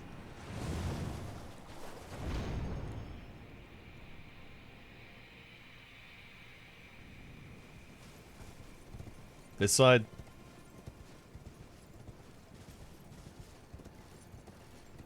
Yay.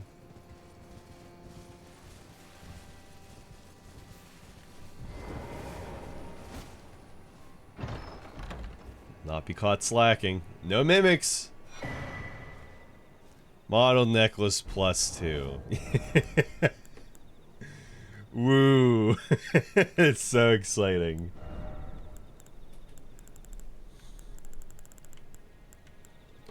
Vastly raises robustness, immunity, and focus. My focus is in the fucking toilet. Vividly colored ceremonial accoutrement worn by the horn scent. Vastly raises immunity, robustness, and focus. Horns are sublime artifacts to the horn scent, and their presence confirms the belief that they are a chosen people. Only the repeated sprouting of fresh horns can create a tangled horn, which is viewed as an irrefutable symbol of primacy. Read this. It do be exciting, God. Man, to think I could have missed this one talisman and then lamented the rest of my life every time I look at these VODs. Maelstrom, you didn't get the talisman. No, this playthrough fucking sucks. You missed 17 items and armors. You didn't read all the descriptions. You missed out with the squibbly goober. You didn't even fight Gramble Gut, his 4th phase. Mel, what about Gramble Gut? You didn't fight Gramble Gut's 4th phase.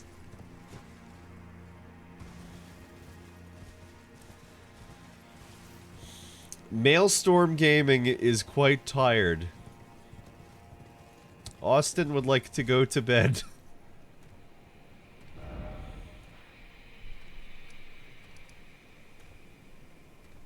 The DLC's just begun. This is just the tutorial.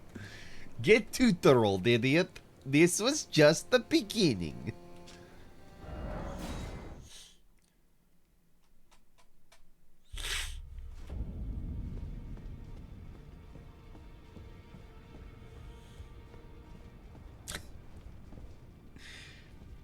Man, you really actually, unless you want like specific things from the NPCs, you really don't have to. You really don't have to finish the DLC. It's actually kind of funny.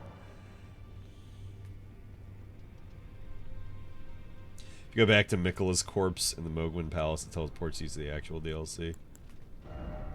Ah, yeah, of course.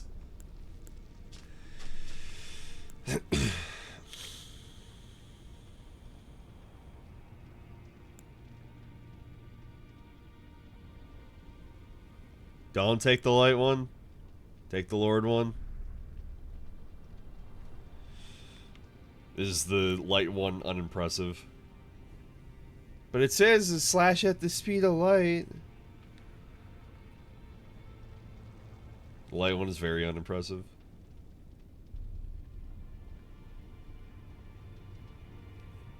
By a luminous form. I could be a luminary. The Lubinberry. It's like a shitty version of Lion's Claw. No, I could be the Lubinberry. You misled me, Barlow. I could have been the Lubinberry.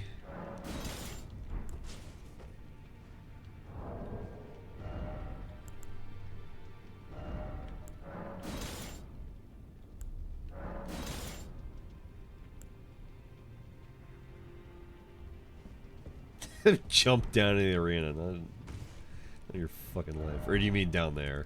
Yeah, I guess I could. Actually, no, actually, I wanna... Actually. Do wanna go back to Mogwin.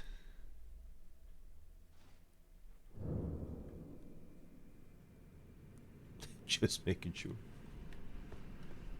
Oh, right, I can't attack here.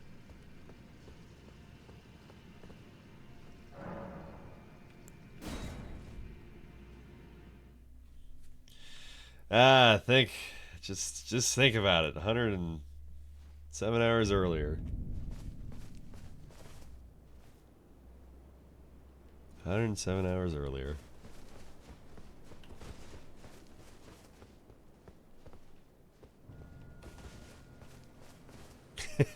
Nagri, it's even darker now. The shadow of the Erdtree's still quite here. It's even worse than it was before.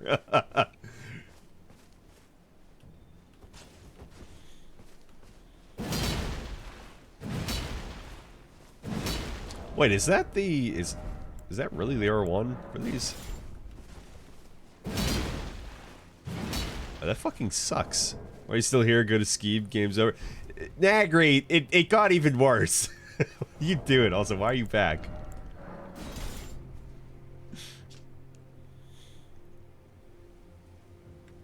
Oh god, I'm gonna need all of my thingamaboobers. All my thingamaboppers.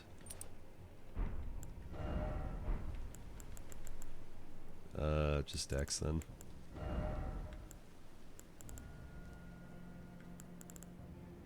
Strong attack and Ash only.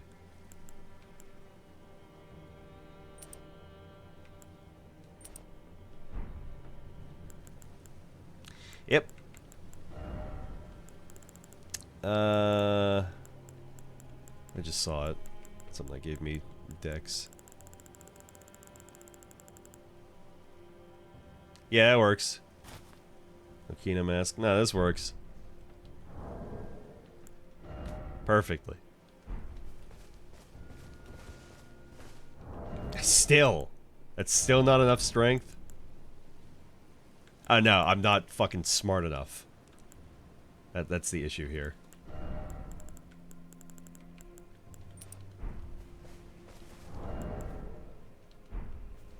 Okay, now it's not enough strength.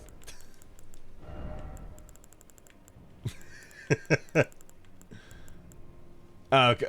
No, wait, that makes sense because I'm not actually two-handing it. I don't think I'm gonna be able to use this actually. I'm not gonna be able to use this. Well.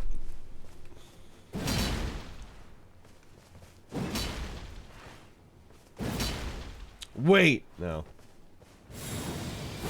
Oh no, I can still see it. Okay, that works. Strength physic? Oh yeah, I guess. I mean, I see the effect there. We're probably good. But that's a good idea. It's not a smart idea. It's a good idea.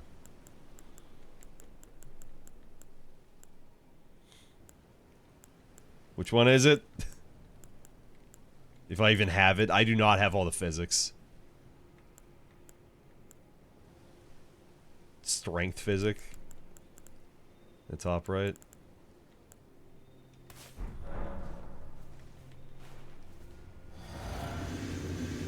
I put that in my eye.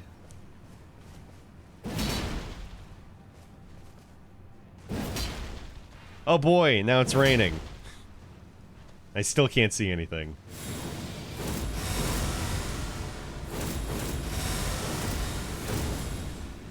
Okay, fucking calm down. I know, I'll kill the local peasants. Or you in particular. This is the very first crystal tear you find in Limgrave, the Colosseum. Oh. That makes sense.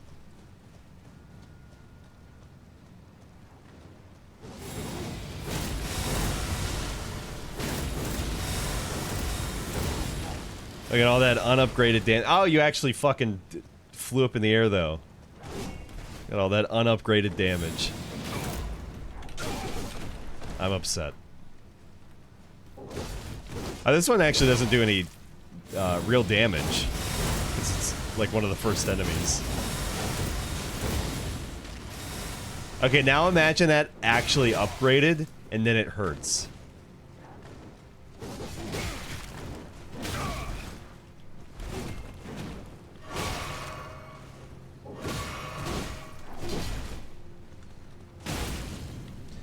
Time to hit him with the palm blast.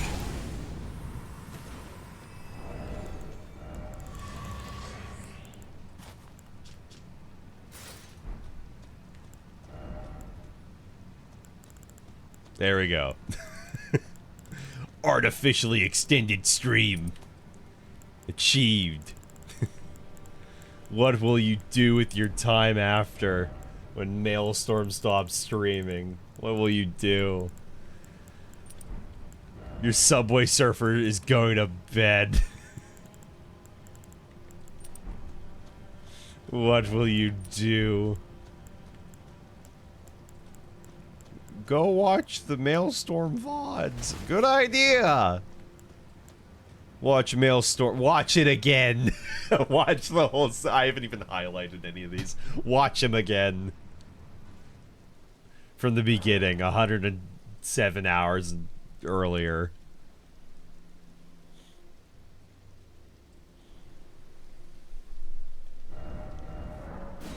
Alright, take me back to the burning hold, I guess.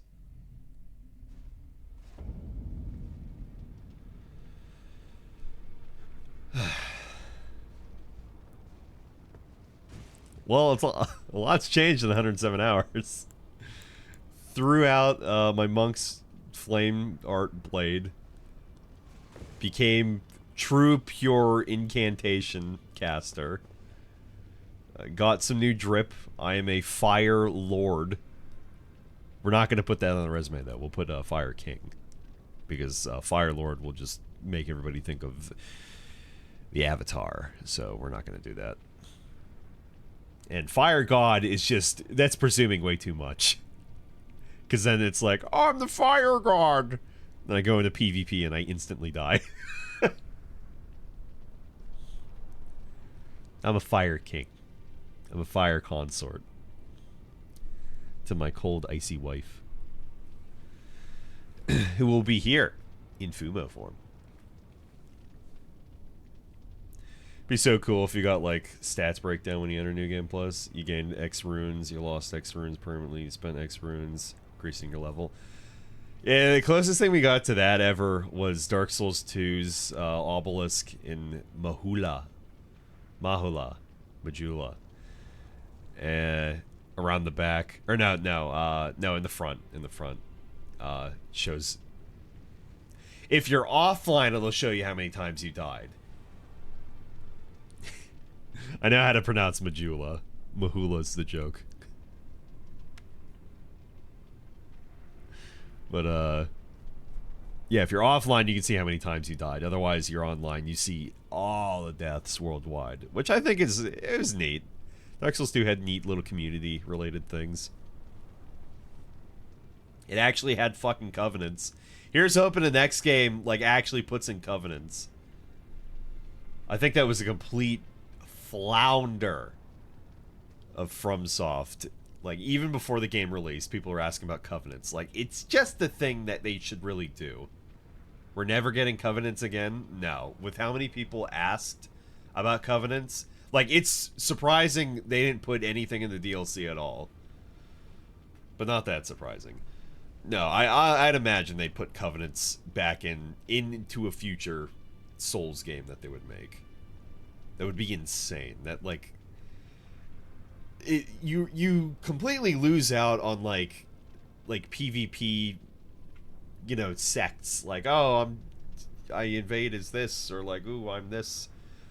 Like, you know, say what you want about the Jelly Phantoms in Dark Souls 3. They were unique. They could attack, you know, players and enemies alike. They were like chaotic.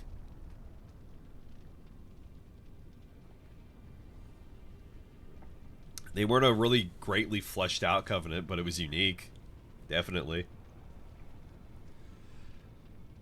What we really need is we need a sin system again. Like Dark Souls 1 or Dark Souls 2's sin system. Not bringing that back for Dark Souls 3 was really sad. Because it like made... It just ended up making blues just more of, oh, I have the little ring on. So I get help from blues now. There's the like the blue apostles or whatever they are, the original ones that you get from Henri. Or no, sorry, you get from her companion. Also, it's Henri, not Henri. From Henri.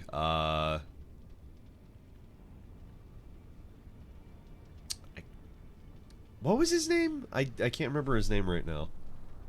A Dark Souls 3 moment. I can't remember the brown name in the brown game. What was his name? Henri's traveling companion. Oh, Horus. That's who it was. Horus. Came to me. Yeah, you get the blue whatever. I don't think it was blue sentinels, was it? Blue whatever from Horus. And then eventually you get the Dark Moon whatever, and then you can invade.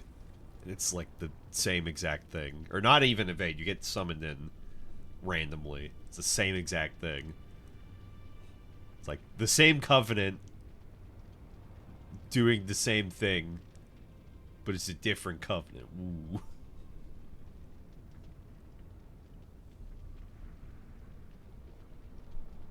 No, you want to talk about things that will not come back. World tendency will never be a thing again. It was too confusing for too many people.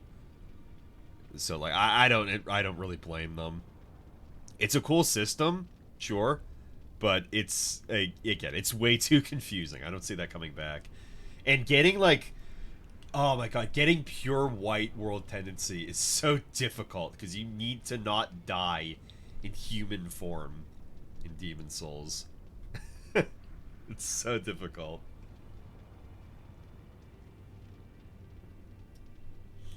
And with how Demon Souls worked, you're not in human form. Basically, you don't have humanity used. Your health is like cut in almost half. I forget what the percentage is. I don't think it's half, but it is by a lot.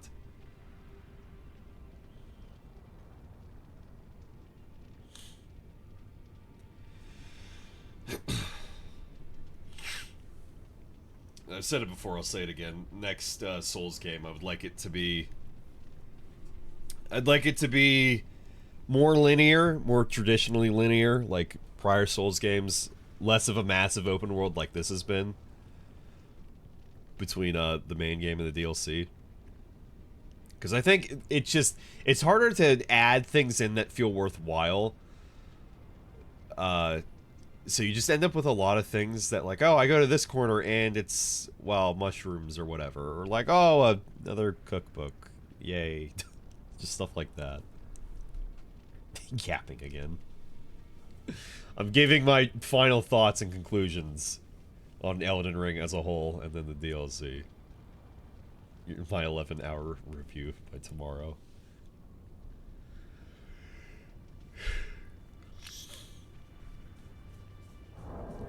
So overall, yeah, it was a very, very great DLC.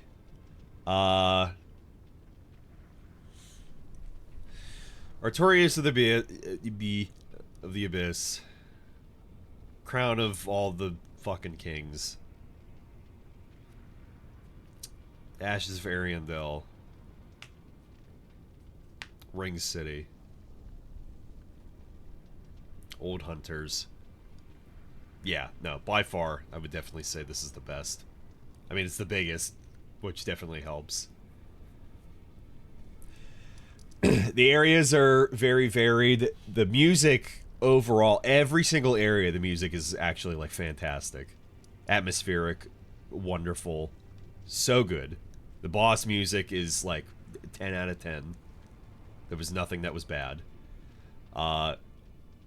There were not actually as many tree spirits as I might have assumed there were going to be. There were not that many at all. There were not that many reused enemies. I mean, like, there were sections like the, you know, the finger runes, for example. But like I mean, like major big enemies, like tiny, small, whatever mob enemies. Yeah, sure, that's fine. But like big enemies, like the tree spirits, not a problem. I still wish the thing lurking in the church town I still wish, sorry, the church district. I still wish those were not tree spirits, because it really freaked me out when I first saw them. So it just came to a complete disappointment. And like, oh, it's just tree spirits. But they swim now. I would have liked if it was something unique. I'm glad it was fun. Final boss fight isn't just a difficulty spike, it's a difficulty Mount Everest. It sure fucking is. No, I definitely did not, in the entire Elden Ring game, I did not spend that long on any other boss. I learned the fight, I didn't summon, and I fucking did it. Incantations only. I'm very proud of myself. Mainly catch flame. Giant's flame was in there a little bit too. I ain't parrying that last fight, but I did at least get a full parry off in riposte on Radon. I don't think you would have beaten him today without the dragon crest, genuinely. I don't know, I was getting pretty close. I think I might have been able to pull it off. It would have taken me a lot longer, but yeah, switching to the Dragon Crest was like, that was the huge up. I needed to learn the fight, but the Dragon Crest definitely helped pull clutch in the end.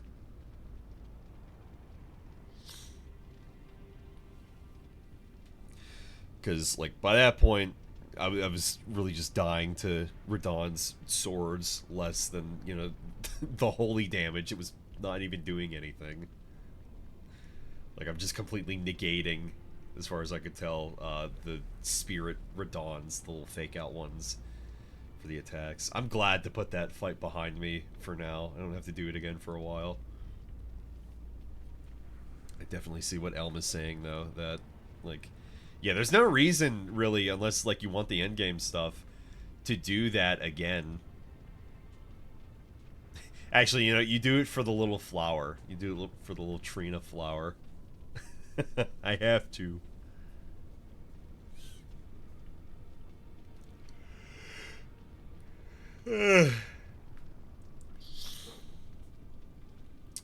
All the bosses, mechanically, they were all great. I don't have any complaints about any. I'm still upset about the Mother of Fingers, though. I really wish I didn't summon Latenna, but there will be other times, other playthroughs, eventually. This fucking thing right here being a doorway pissed me off so badly. I'm never gonna get over this being a fucking giant fancy doorway. And that's it. It does nothing. It reaches up to the fucking shadow tree, and it does nothing. Nothing at all. We didn't get to climb the fucking tree. I wanted to climb the tree, damn it. Getting all these shadow tree blessings, though, that was nice. But you could have let me climb this, take an elevator up or something. It's a big, giant doorway. Useless fucking doorway. Do you know they nerfed Gaius like the day after you beat him? Quote unquote nerfed. They reset his position after the first fight to always be far back left instead of straight ahead in front of the fog door. Yeah, I saw that. I saw that in the patch notes. I didn't actually see how that was. I assumed it was just they placed him like where he originally is in position whenever the fight first starts, I think. Exactly. Okay. Yeah, Gaius wasn't as bad as people said.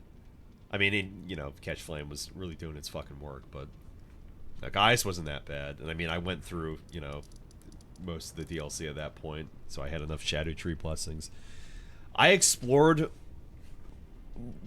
way more than fighting bosses. I mean, definitely hours-wise, but I explored way more before I fought any major bosses, so for like all the bosses being relatively easy for me, that's just because I explored so much. Keep that in mind. I think the Shadow Tree blessings system is decent. except for the parts when, like, I go back to Bellerot, where they expect you to go first, and I go back there after 40 hours. Build unchanged. I just picking up the blessings, and I completely roll over the Divine Beast. Again, I have no issue with there being another one in the Rao Runes, and it has, you know, a unique mechanic to it compared to the other one, because I didn't even really get to fight the first one that I fought. So, understandable why other people would be upset that, oh, it's just another Divine Beast. I got a boss fight. I actually got a boss fight, and I got proper music. And I got to be able to enjoy the fight. I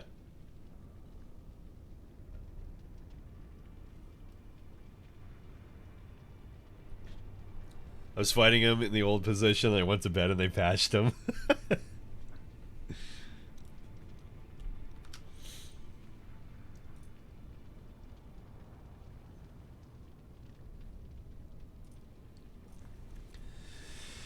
What else, though? The Legacy dungeons, I have no issues with them. They were all good. I want to say that I like the atmosphere in Near Ilum and Bellerot as well. I would combine these both into one, in a way. I think my favorite, though, had to have been the Shadowkeep, though. I was really expecting an underground portion, yeah. Though with all the verticality, I was also thinking, like, oh, maybe, like, they just... because there's so much verticality, like, there won't be an underground portion. Yeah, because...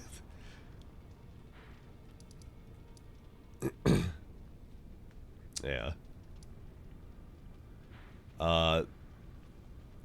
The build up to the mountain here was still fantastic, and then, you know, it took me forever to actually get over here. I just had to go to the really big tower. Who'd have thunk it? At, like, the start.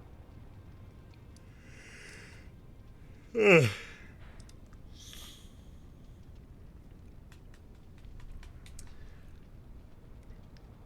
you get all the bale bearings? I guess I technically didn't put them back. I don't think I might be missing, like, one, maybe.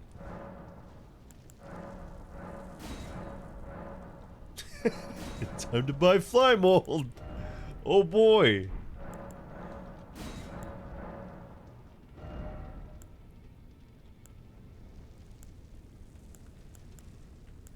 Can get all the poison things. Wow. Thanks, more. Can relearn incantations, sorceries. Oh boy.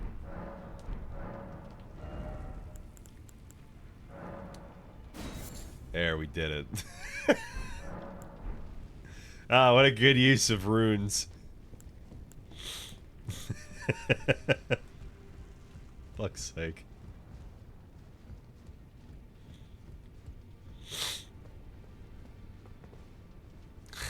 God.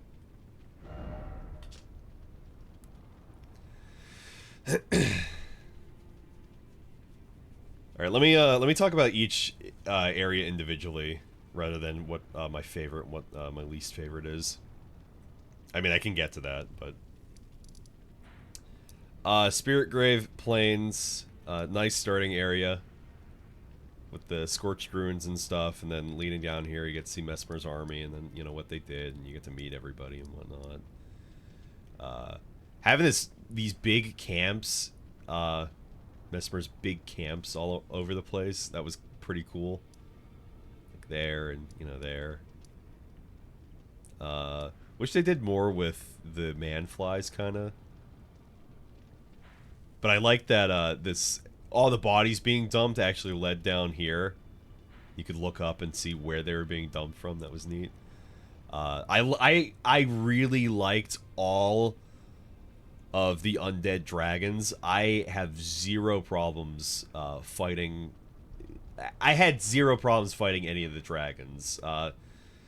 When I think of, like, dragons in the base game that I get tired of fighting, I might think of Not Agheel, honestly, because he's the first dragon that you fight in your playthrough. So it'll be a challenging, fun fight regardless. I would say maybe like Exikes, if that's the one I'm thinking of, in Caelid, and the one by the Glintstone one by Ronnie's Rise specifically, not the one by the Manus Cathedral. I think those two are like the dragons that I just don't enjoy at all, and I don't know why. But no, I like the undead dragons because they're so aggressive. Like, that's it. They just do more melee attacks, and they're really sick and gross and cool. With the maggots around their eyes when you get the critical hit in. Would have been funny with the undead dragons, and I wouldn't have even complained if they functioned like skeletons where they rebuild themselves if you can't hit them again. Oh my god. Imagine if people finally beat the first one and they don't realize they have to do the entire fight again. That would be... They would probably give you time, though.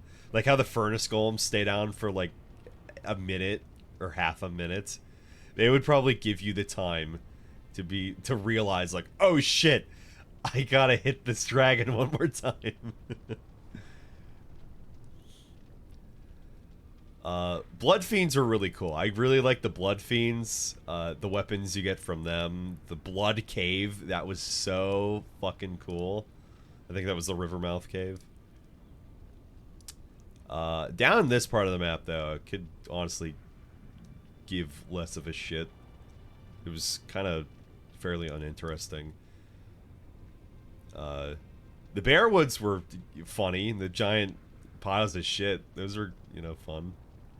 Blood Fiends, you mean the trolls from Dark Souls 2? No. Let's see. All the catacombs in the DLC were honestly great for the most part.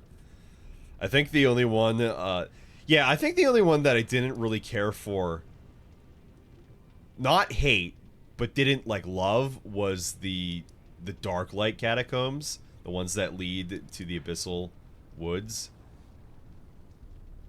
That's the only one I had any issues with, just because it feels very, very straightforward compared to the other two. That's actually like my only problem with it. It's just very straightforward. Not that it's dark or anything. The design for it's fine, but it's just super, super, super straightforward compared to the other two. Yeah, not even the giant imp either. Like, I know with, it dropping the one item, I know you got pissed off about that, Barlow, but no, I didn't even have, problem with that. It was just like, oh, well, reload the area, kill it again. I'll never not be mad at that.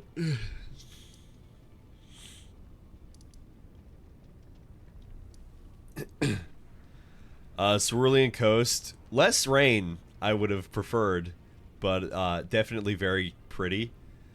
And leading down to the fissure, that was such like, what the fuck am I looking at? And then I'm like, this was a kind of moment of stumbling upon something like immense, and then finding the putrescent night. That was really crazy too. We gotta watch the launch trailer. That's the last thing that we'll do on the stream.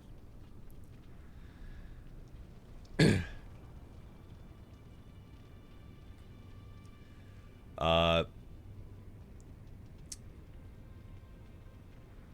gonna save the grave for last, because I think that might be my least favorite area in the entire DLC.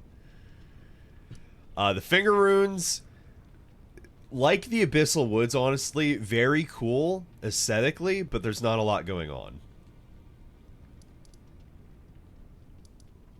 Morth Runes, it's just basically a waypoint to get into Bonnie Village. That's like it. I think I might have missed one thing over here, but that's, I don't care. I think it's just talisman or something. Don't care.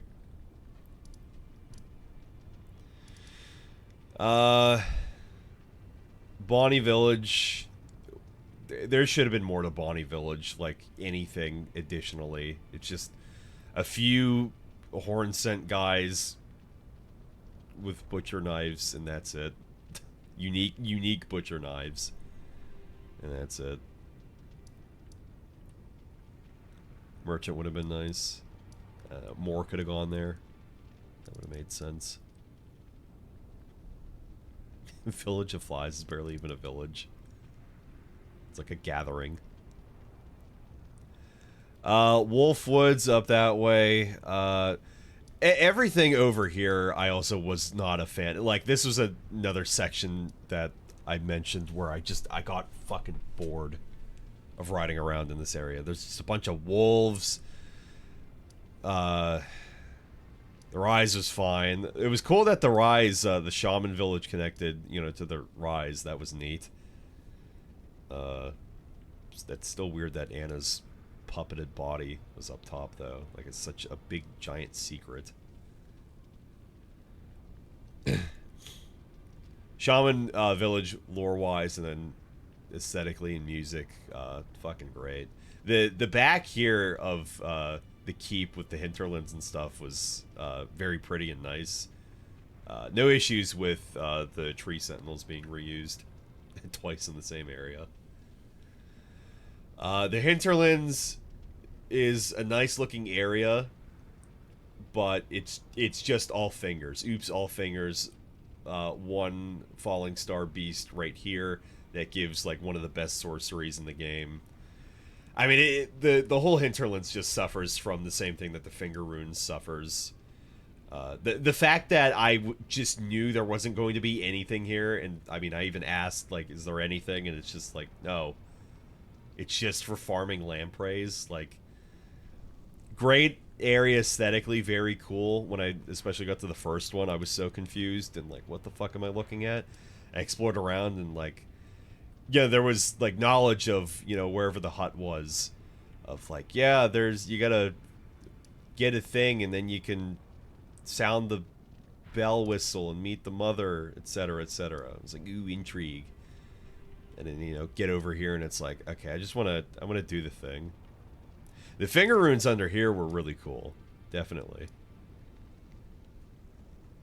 But yeah, just like nothing going on. Same with the Abyssal Woods.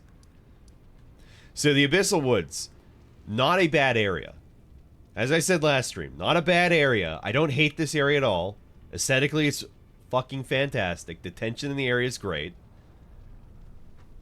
The tension was ruined by chat mentioning that I could kill them and parry them. Wasn't a fan of that. But even aside from that, my position still stands. There's 5 enemies that actually matter, and then the rest of the woods are just empty. And they don't respawn either.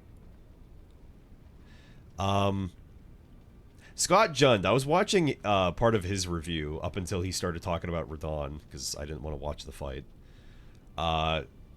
He said that there could have been, like, with all the space that there could have been a frenzied dragon. With all that space, they really could have done that. That would have actually helped. And it probably could have given you, you know, another frenzy incantation. That would have been nice as well. At Force, no torrent one. Dragon fight as well. I fight dragons on my feet without torrent for the most part. The only time that I ever hop on torrent is when they fly all the way away, and then to avoid like whatever fire breath that they have, breath attack, you just get on torrent and try to ride towards it. Or if they do the one that's flying in the air, they're flying towards you, then just ride to the left, get on torrent quickly. But like there could have been more in this area. So again, I don't hate this area. I don't dislike this area. I don't think it's a bad area. I was disappointed by the lack of things in this area.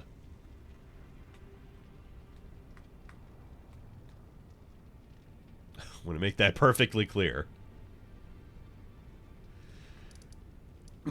The mains, small, but very good. definitely a good payoff to this entire area, at least. Considering how close it is to Dragon Mountain and the Finger Runes, Frenzy Dragon, and some hands scurrying around would have been nice. That would have made sense, too, yeah.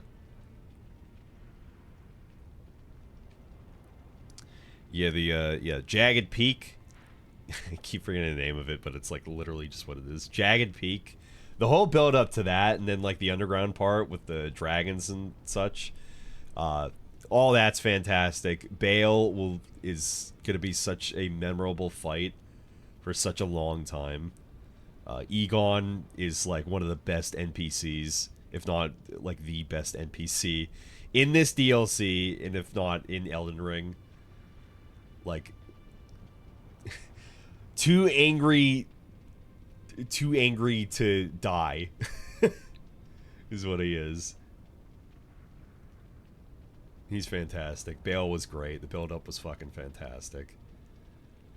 I had no issue fighting one of the stone dragons, one of the ancient dragons, in here either, because the arena was pretty cool, and it did at least take me a few tries.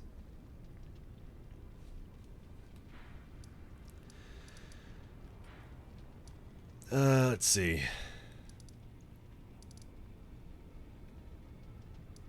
Shadowkeep, like I said, I think this is probably my favorite legacy dungeon in the DLC. It's so huge. Like, just count every part of Shadowkeep, including, like, the church district. It is so huge. It's so ridiculous how huge it is. Ruins of Unte were mostly a disappointment. I will also say that. I didn't like exploring down here very much at all. Not because there was a bunch of furnace golems. It was cool seeing them all piled up down here. I guess they kind of just disposed of them and threw them down here, which I guess kind of makes sense. Being so close to the castle.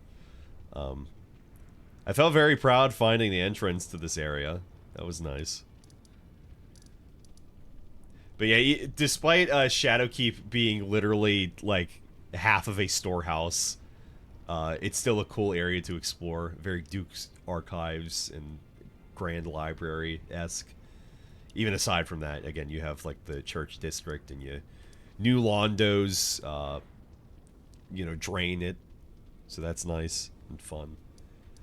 Then plus it leads to the Erdtree base with Sunflowers. Sunflowers a cool fight. Great weapon.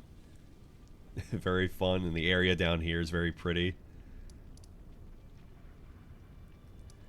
Again, I did not appreciate all this here just being literally fucking nothing. And again, this is just a giant doorway. Woo.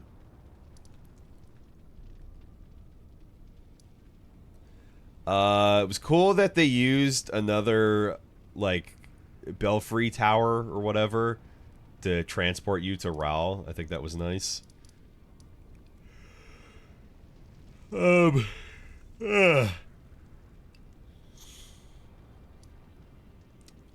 The Ancient Runes area, which I guess I would connect also with this area as well, is a big kind of whatever as well for me. There wasn't really a lot.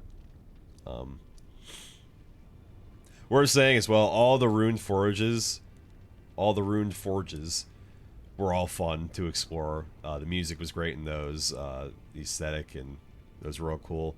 The golems are hard to defeat, but like, you find a way to figure it out. It's all good.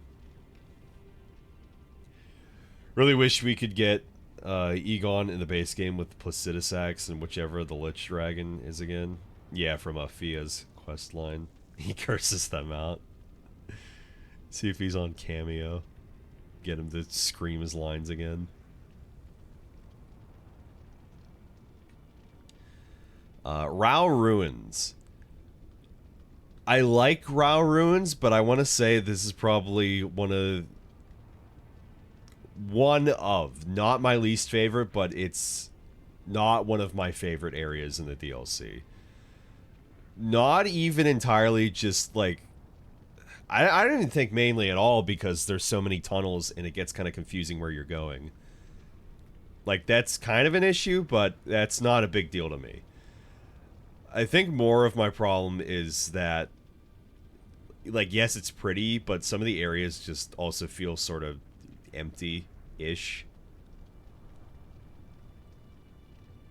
Like, I like the area aesthetically, but I don't like how the enemies were laid out and some of the stuff was just presented.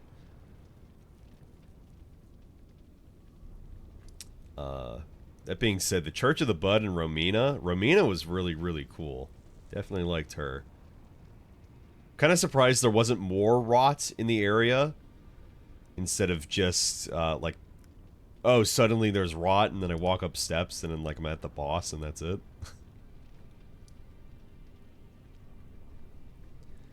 And as I said, Bellerot, and Near Ilum. I would say that's probably my second, like, large area, not really counting the mains so much. If I'm counting the mains, I would say that Shadowkeep, mains, and then probably, well, I don't know, mains in these areas, I guess, would be a tie. Bellerot and Near Ilum.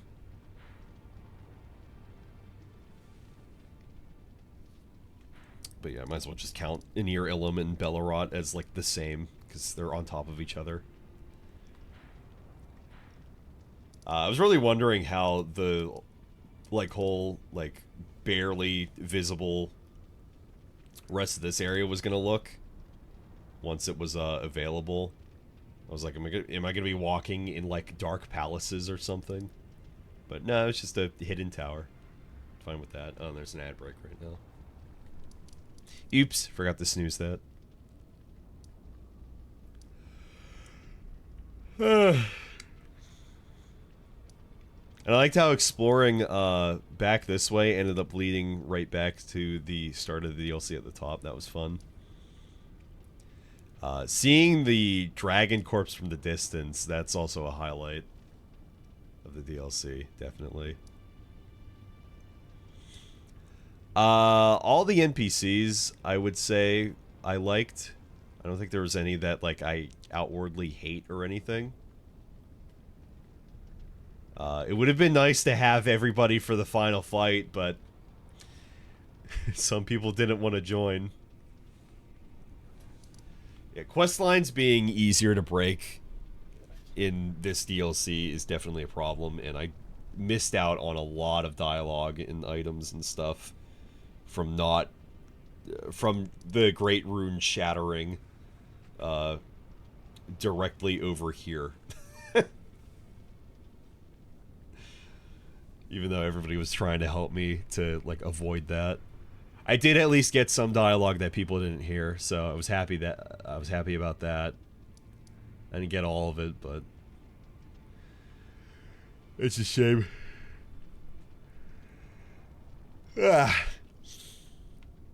Go explore and find skibbity fragments, but also, game, if you go and explore, you'll miss 60% of the quest progress. Yeah, they could have handled that, I think, better. Like, entering maybe Shadowkeep or, like, a very specific point. Or they're just... Like, they had the messages in the Forge of, like, how to defeat the golems, which is a very, like, not FromSoft thing to do.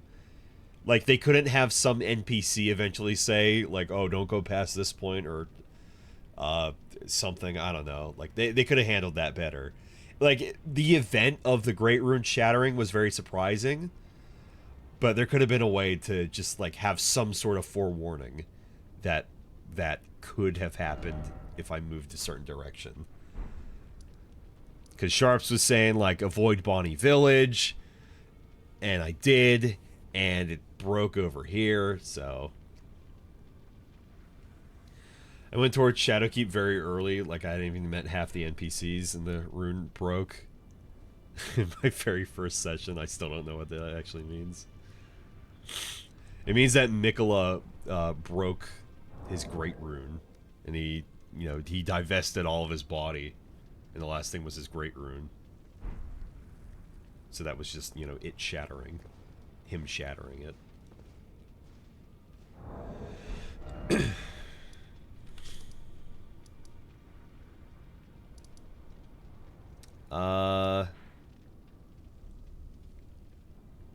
I liked the jails for the most part. I liked.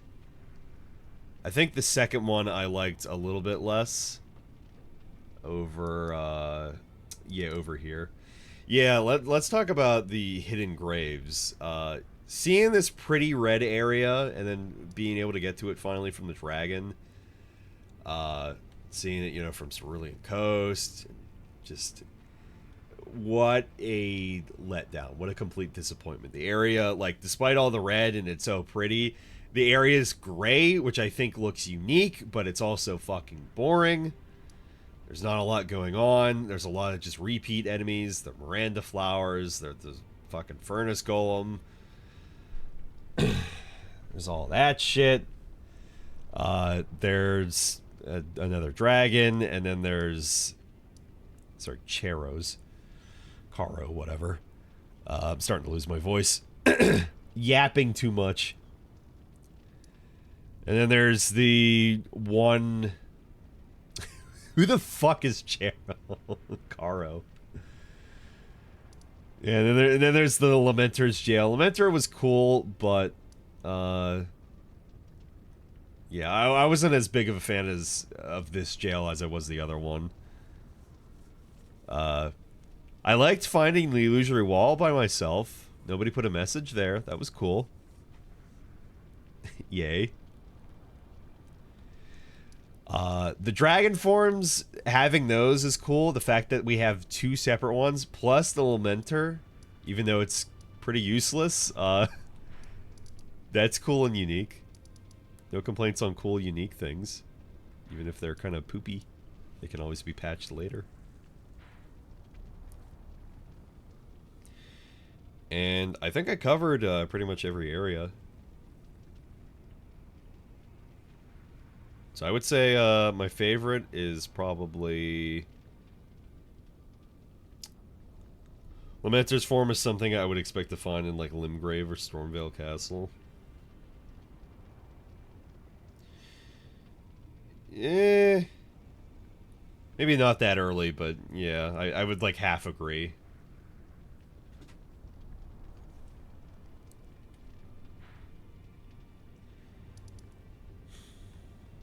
I can tell you what my least favorite area is. It's fucking the hidden grave.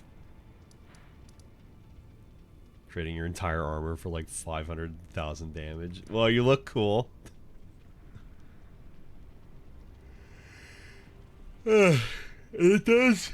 They were smart about it this time. Dark Souls 3's dragon form gave you no damage absorption.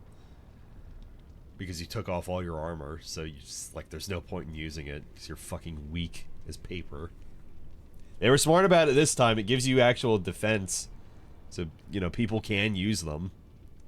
I just wish, like, for the dragon's head, especially, like, there was a dragon body and there was a dragon head that you could use. So you don't have to, you know, have the entire body missing your, as Chirp said, missing your cloaca. I think that's what Chirp said. Been a long stream. 14 hours. God. Wrapping up in the next 30 minutes at least.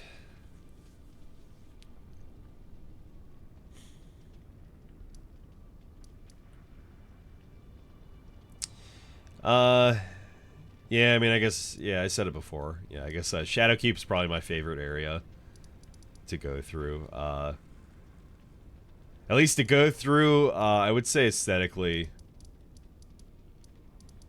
the two of these, the whole tower area, was definitely very nice. Abyssal Woods is also, like, there as a runner-up, just from the looks. But yeah, it's still disappointing that there's just not a lot going on there.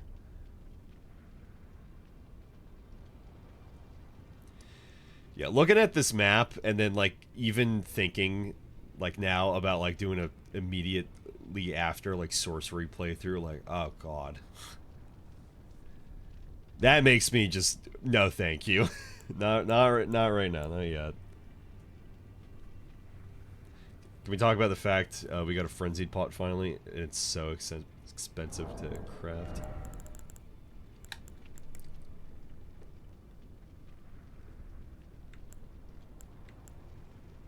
I mean, a little.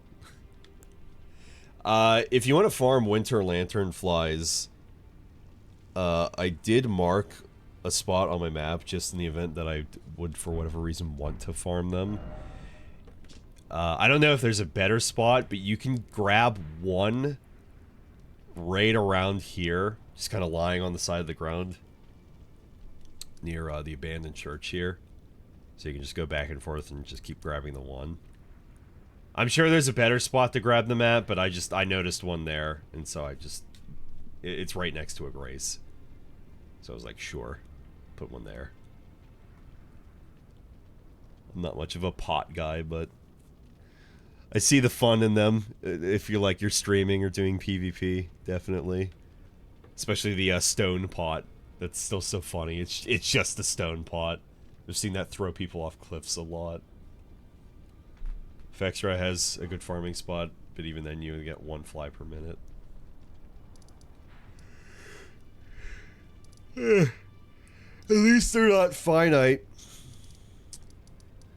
At least you can farm them.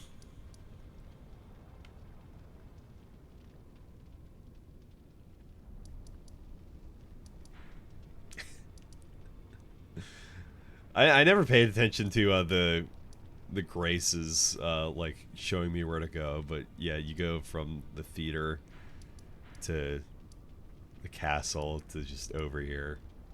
Yep, that's it. All the rest of this is just side content that doesn't fucking matter at all.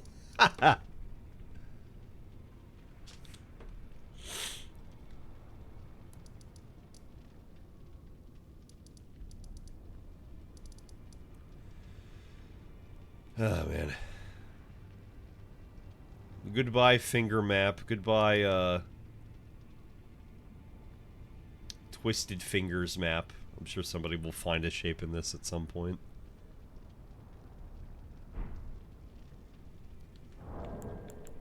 Hey!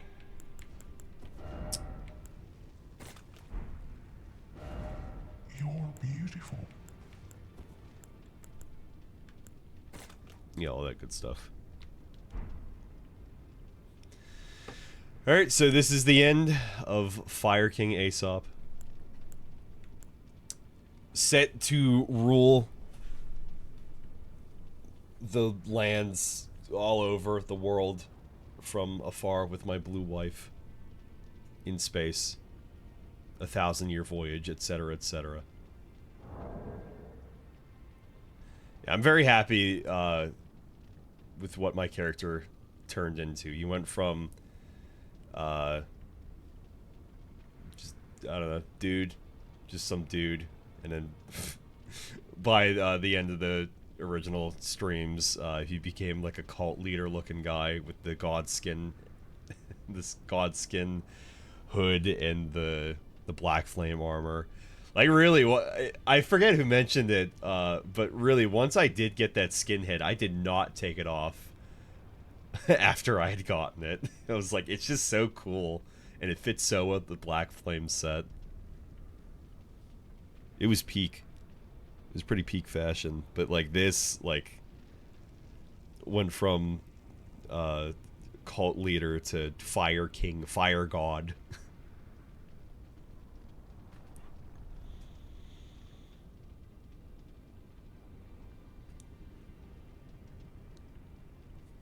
And incantations only. It's fun too. Hope Fextra is wrong about how the dragon form works, by the way. Oh, I'm sure they are. Turns human frame into ancient dragon. Boosts dragon community incantations by 20% for 60 seconds. Actually, that might be right.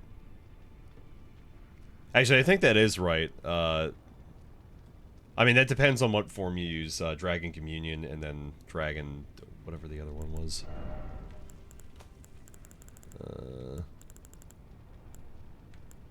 Where are the hearts? Yeah, Dragon Cult, so like Lightning Ones, and then Dragon Communion, like Dragon Claw, or probably any of the breaths. But no, I think it did last 60 seconds, so. 20% Dragon Communion boost for no armor. It has a defense to it. It has damage absorption. I saw. It has it.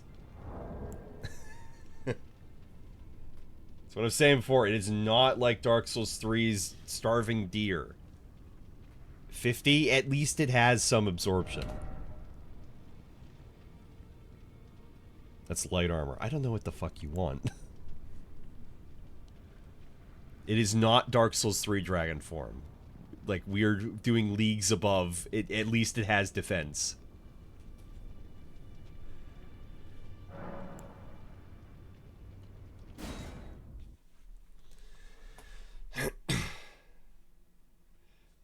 Alright, launch trailer. Let's see what would have been ultimately spoiled so badly.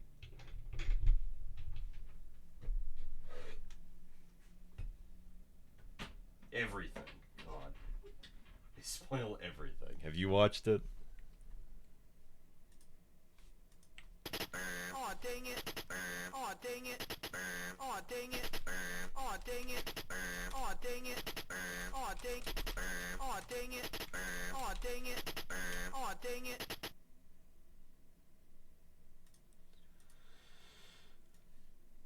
Alright, let's take a look. Let's finish up this stream.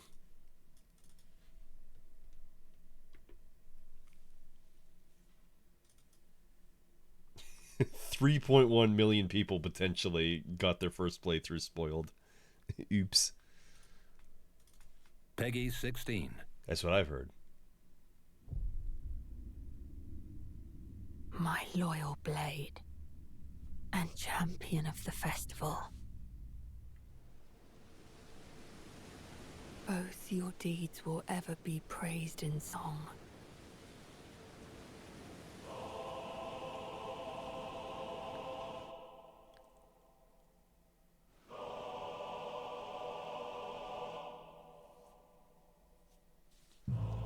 Is there no hope for redemption? The answer, sadly, is clear.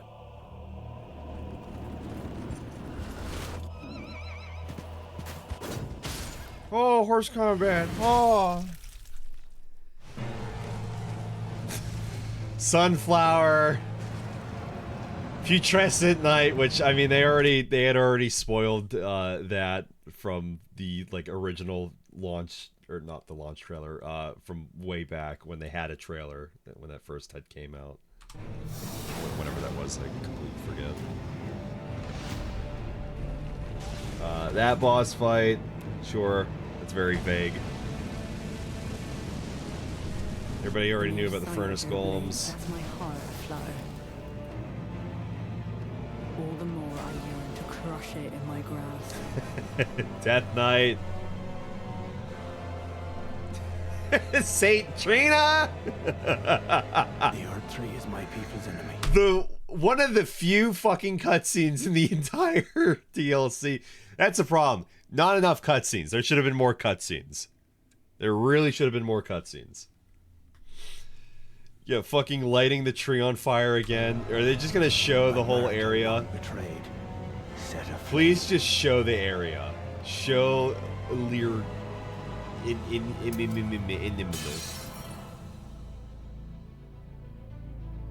show the snake. Show the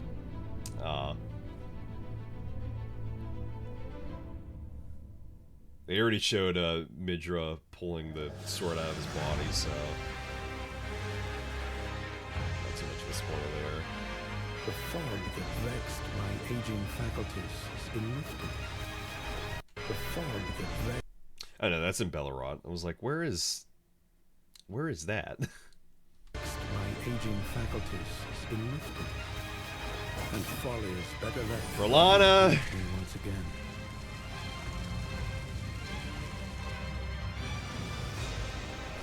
Mountains. Such as it is, This battle could not be more fitting. Vale! For the birth of a The new- actual okay, I was like, okay, if you just show like this blurred out, then okay, that's fine, I guess. not be more fitting. But the actual fucking For the fight, birth of a new god.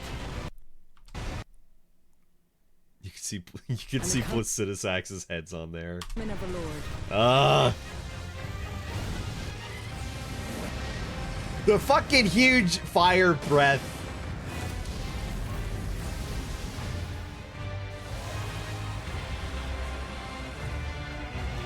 That dude's dead. They're tarnished. Okay, here from the thumbnail, I thought this was a huge, huge spoiler. I'm glad it actually wasn't. It was just a cool arena.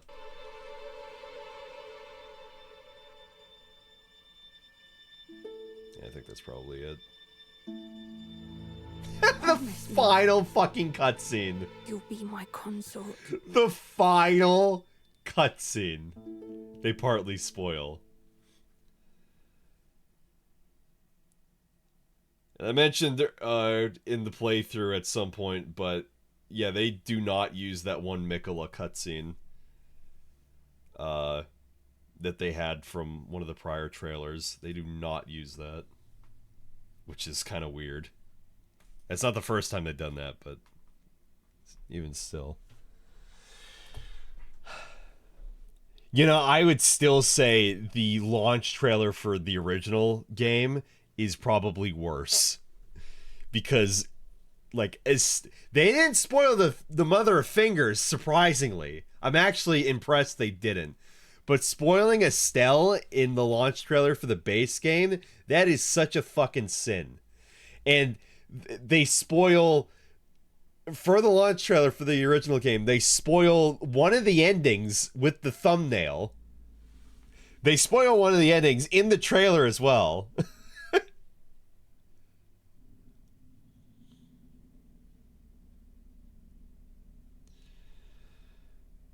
Oh my god. Yeah, they really wanted to show off Vale.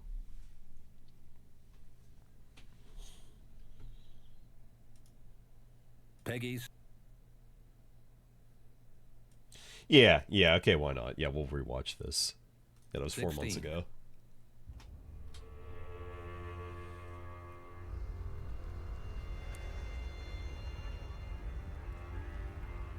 Pure and radiant, he wields love to shrive clean the hearts of men.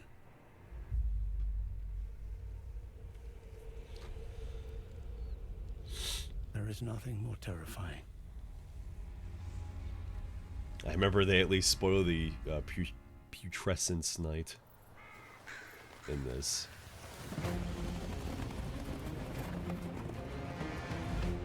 Yeah, let's see, actually.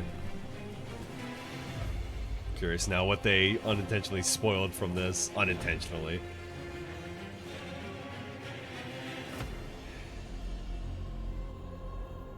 In that forsaken place, blood must spill. Blood of your fellows. The Erdtree faithful. Abyssal Swamp there. Which, this is like... Nobody was thinking this was... well, I mean, people were, but like... People were more thinking this was going to be, like, Death Blight Swamp. I heard that as, like, the more prominent thought of what this is going to be. Oh, yeah, Torrent, for one thing. I wonder... That makes you wonder, then, why they changed not having Torrent in this area. Maybe they hadn't even made... No, because they had the game screenshots, and I'm pretty sure they had the Winter Lanterns aging Eternals, whatever. They had those in screenshots shown, like, shortly after, I think, this, right? Or if that was maybe closer to launch. No, I don't think so. It was only 4 months ago. I wonder why they changed that then.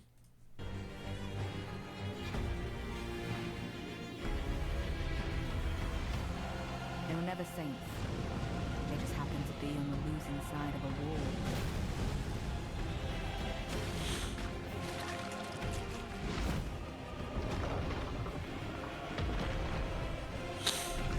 The Divine Beast was all over all the promotional stuff. So it's like, no big deal. They showed that a lot. Mother, wouldst thou truly lordship sanction in one so bereft of light? Spoil that boss, which I didn't think that was a boss. I was just thinking this was like an area. I think those are actually closed doors right behind there.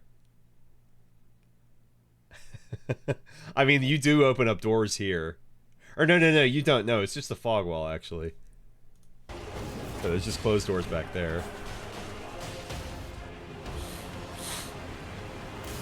Ah, the poor butterflies. I presume you, too, are keen to know just what kind Nicola is doing here. Yeah, that is not where that happened. I remember that from, like, the entire playthrough. That is not where... They are a ghost. That's not where that happens. Why is it not raining?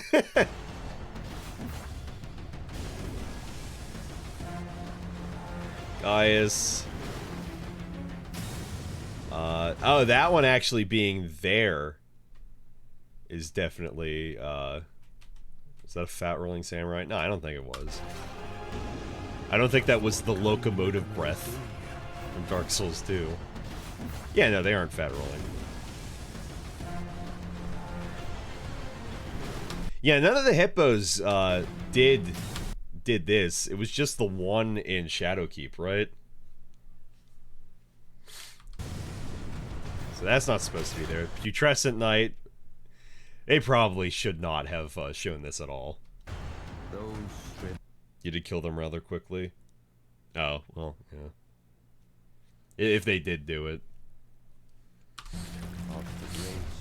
I don't think I have any issue with Midra being shown right there, because this was also so completely vague. Like, you assumed maybe Frenzy? Maybe? But it was just this being stabbed through the guy so completely. Like, there was no telling that this was going to be a Frenzied Lord. And then Mesmer here at the end.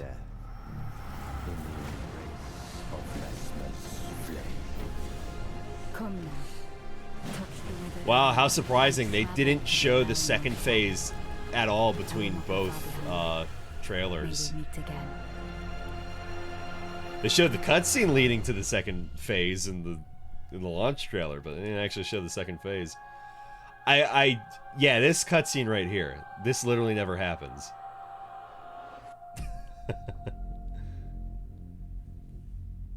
Oh, dude, it's almost out. Get your butthole gesture.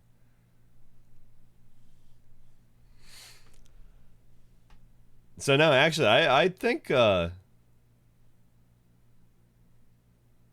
bussy blasting butt slam in time. Okay.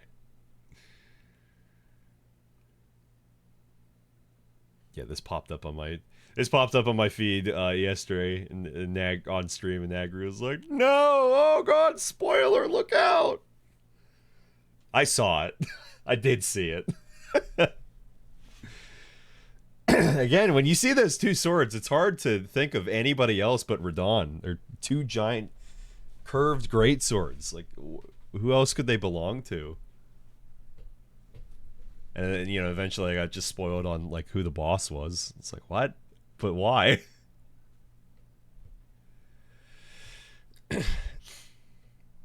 So actually, I overall, I will give Shadow of the Erdtree better compliments for not spoiling itself compared to the main game launch trailer.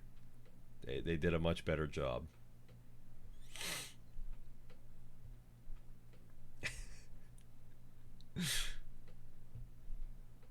They're both bad, but much better at least.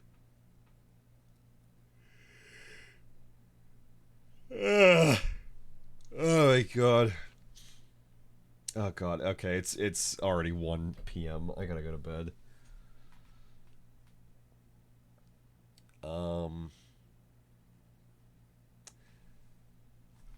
Today's Monday, right?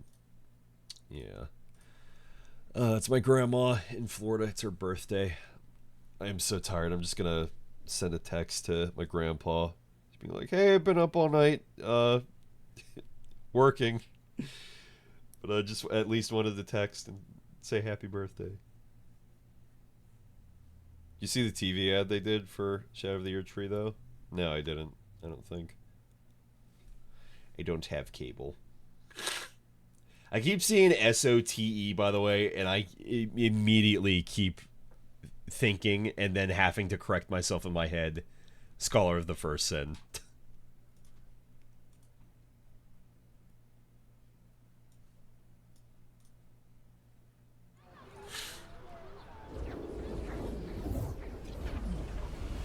Oh, Father! Father, traces of gold! Between scaled mountains, ended dynasties, battled gods, you who have toppled kings, Eternal.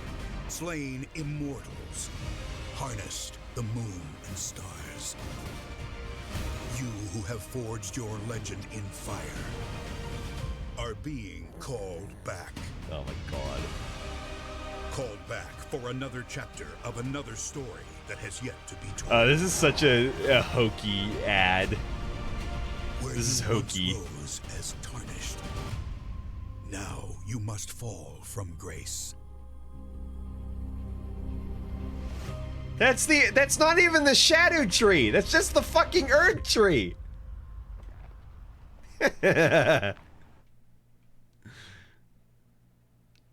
My face one.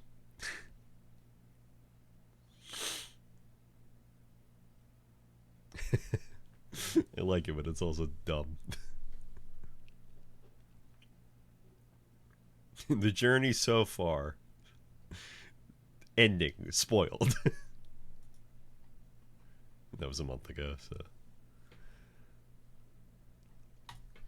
Yeah, are we all done? We watched all the things. We did all the things.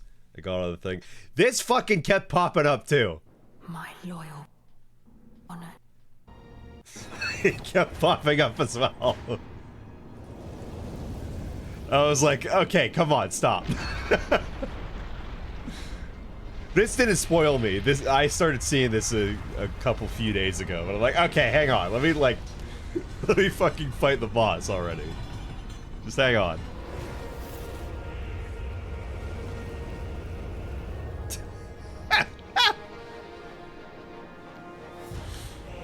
So that's Bloodborne's, and then I think that's Dark Souls 1's.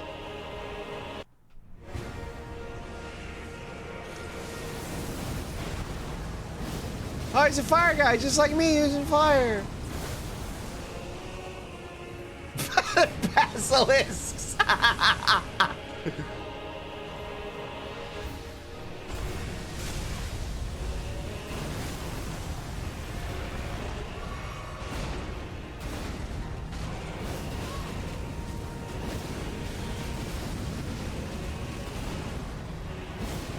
I can't tell if that is Dark Souls 1's Moonlight Greatsword.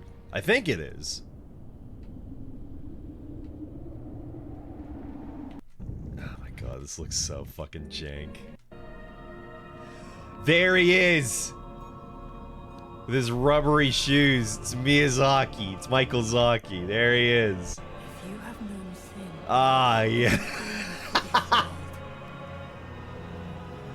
then yield the path forward to us. You know the best part is if this video gets big enough, it might not, but if it gets big enough, then there's a fair chance Miyazaki could see this. Oh my god.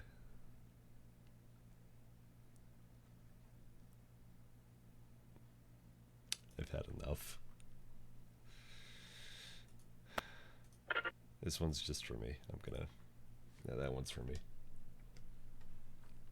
Nope, don't mean to go back to the game. That's it. That is it.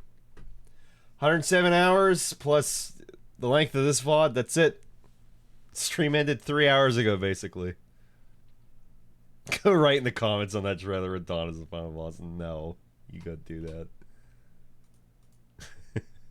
Well, if you want to watch the launch trailer, you might as well just spoil yourself.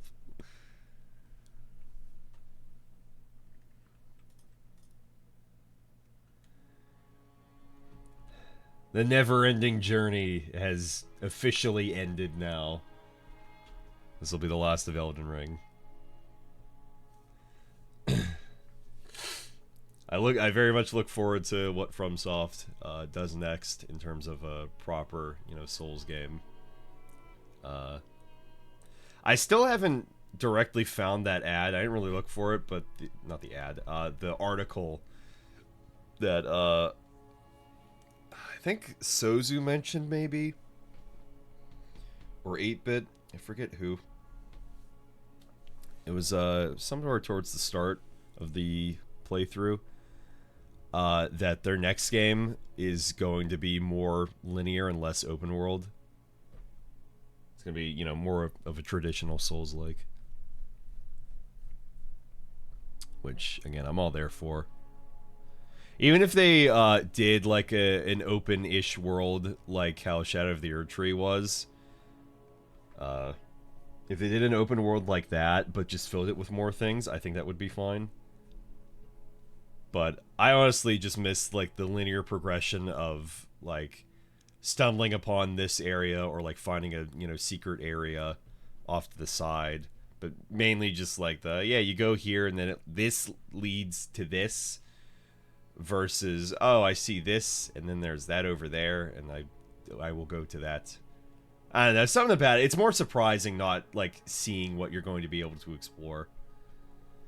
Not to say that Shadow of the Erdtree didn't have that, or base Elden Ring didn't have that. It's just I like the more linearity of it, and I mentioned a dozen times already. It's just easier to make characters in smaller scale games.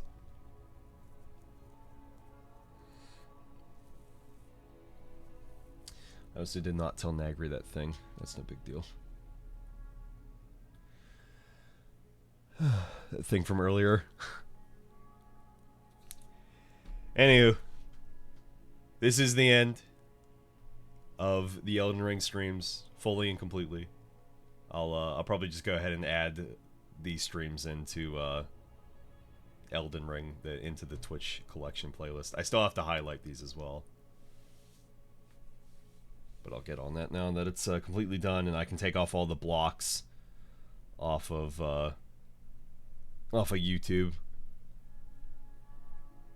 Aside from the ones that I want to keep, like Asmongold.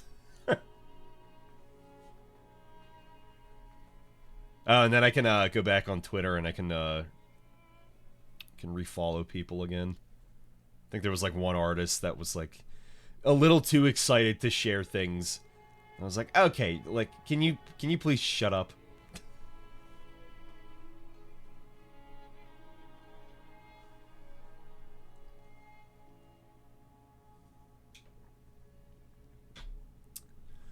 But that's it for now. Next stream will probably be later this week.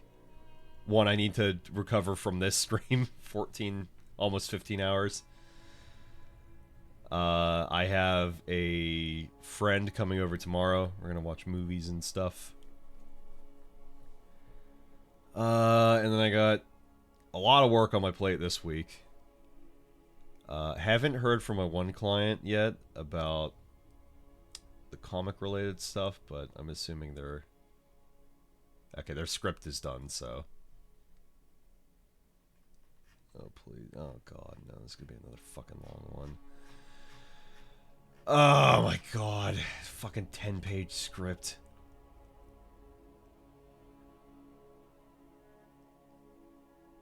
I am probably going to need another week for these kinds of videos. That is way too much shit to do, and just... Oh, God.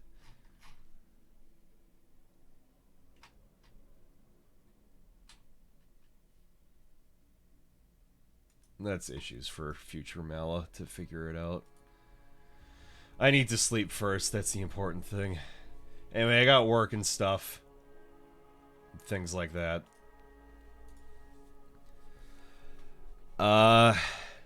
It's kind of up in the air for what I am going to specifically stream next. I have a lot of things that I have in mind that I want to stream. What I play next is completely up to me. You know, there's God of War, of course, which... Michael being the main person being like... since he funded the whole fucking series playthrough, basically, almost by himself. Xavier did like $2. Him asking me, like, oh, so when are you going back to God of War? I just directly asked him, like, how much would I have to pay you for you to stop asking me?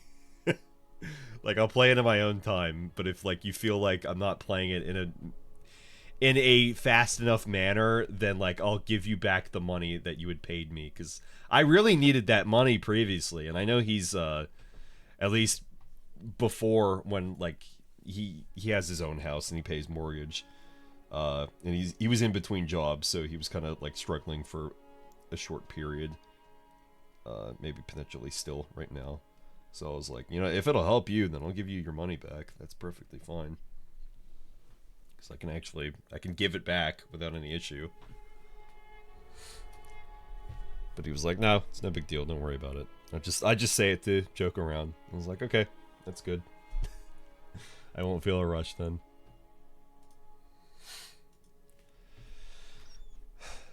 So, things in specific I can say. I think I'm definitely gonna just throw Crash 3 to the fucking dumpster, the 100%. I don't want to do that. That doesn't sound fun to me. Every time I talk about it, I don't want to do it. It makes me want to do it less every time I think about it. I don't want to speedrun. I'm good.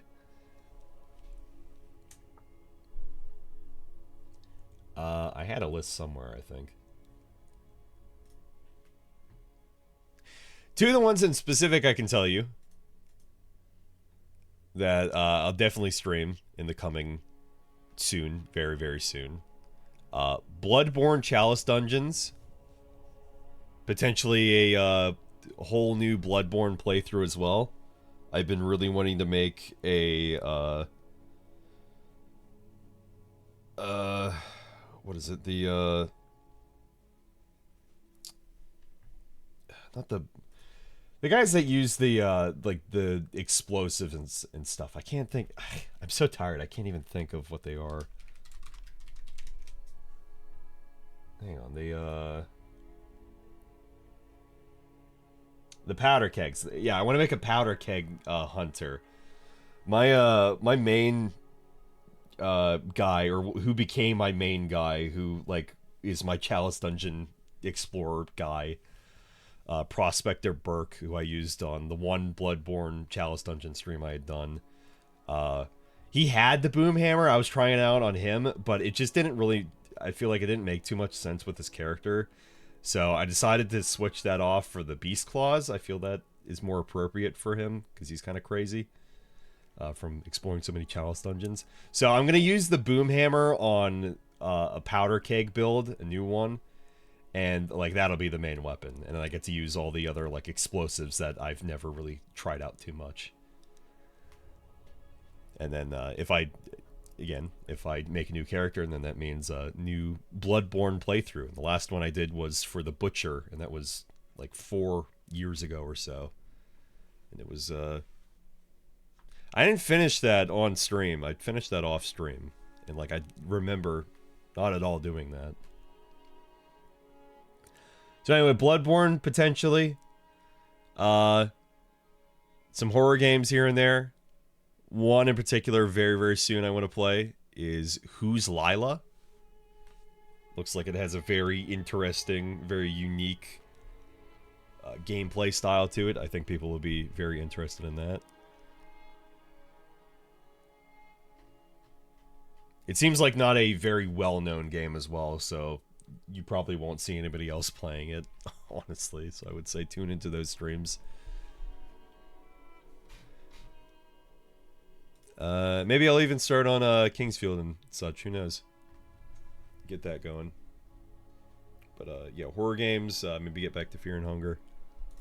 The sky's the limits. I am free from my shackles of long Elden Ring streams, and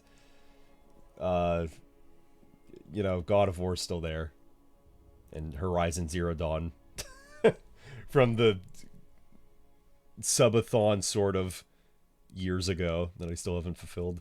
But I don't think anybody wholly cares at this point. Like, nobody asks. I think everybody's forgotten. So yeah, probably later in the week. Since I'm not fully committed to doing these long Elden Ring streams now, I'll probably just stream when I have the time later in the evening. Just for like a few hours. And then that'll be that. So, it'll be much easier to get streams in. Hopefully. Alright, I'm officially immensely exhausted. It's 1:35 p.m. I'm gonna head to bed. If you'd like to keep up the...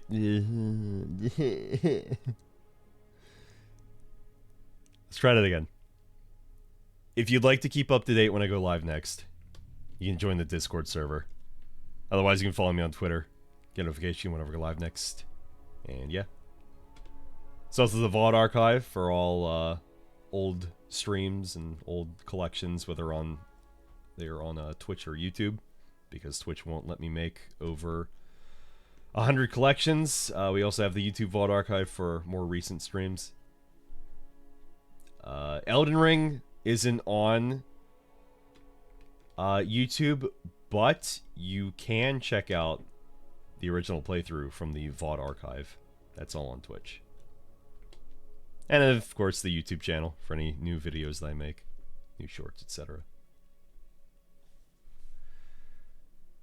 Alright everybody, thanks again so much for watching and hanging out. Again, this has been a much more fun first playthrough for a Souls game than I had with Elden Ring, the base game. There was more people hanging around. There's much more, you know, dialogue going on. It was nice. It was really nice. I really appreciate y'all being here and hanging out with me.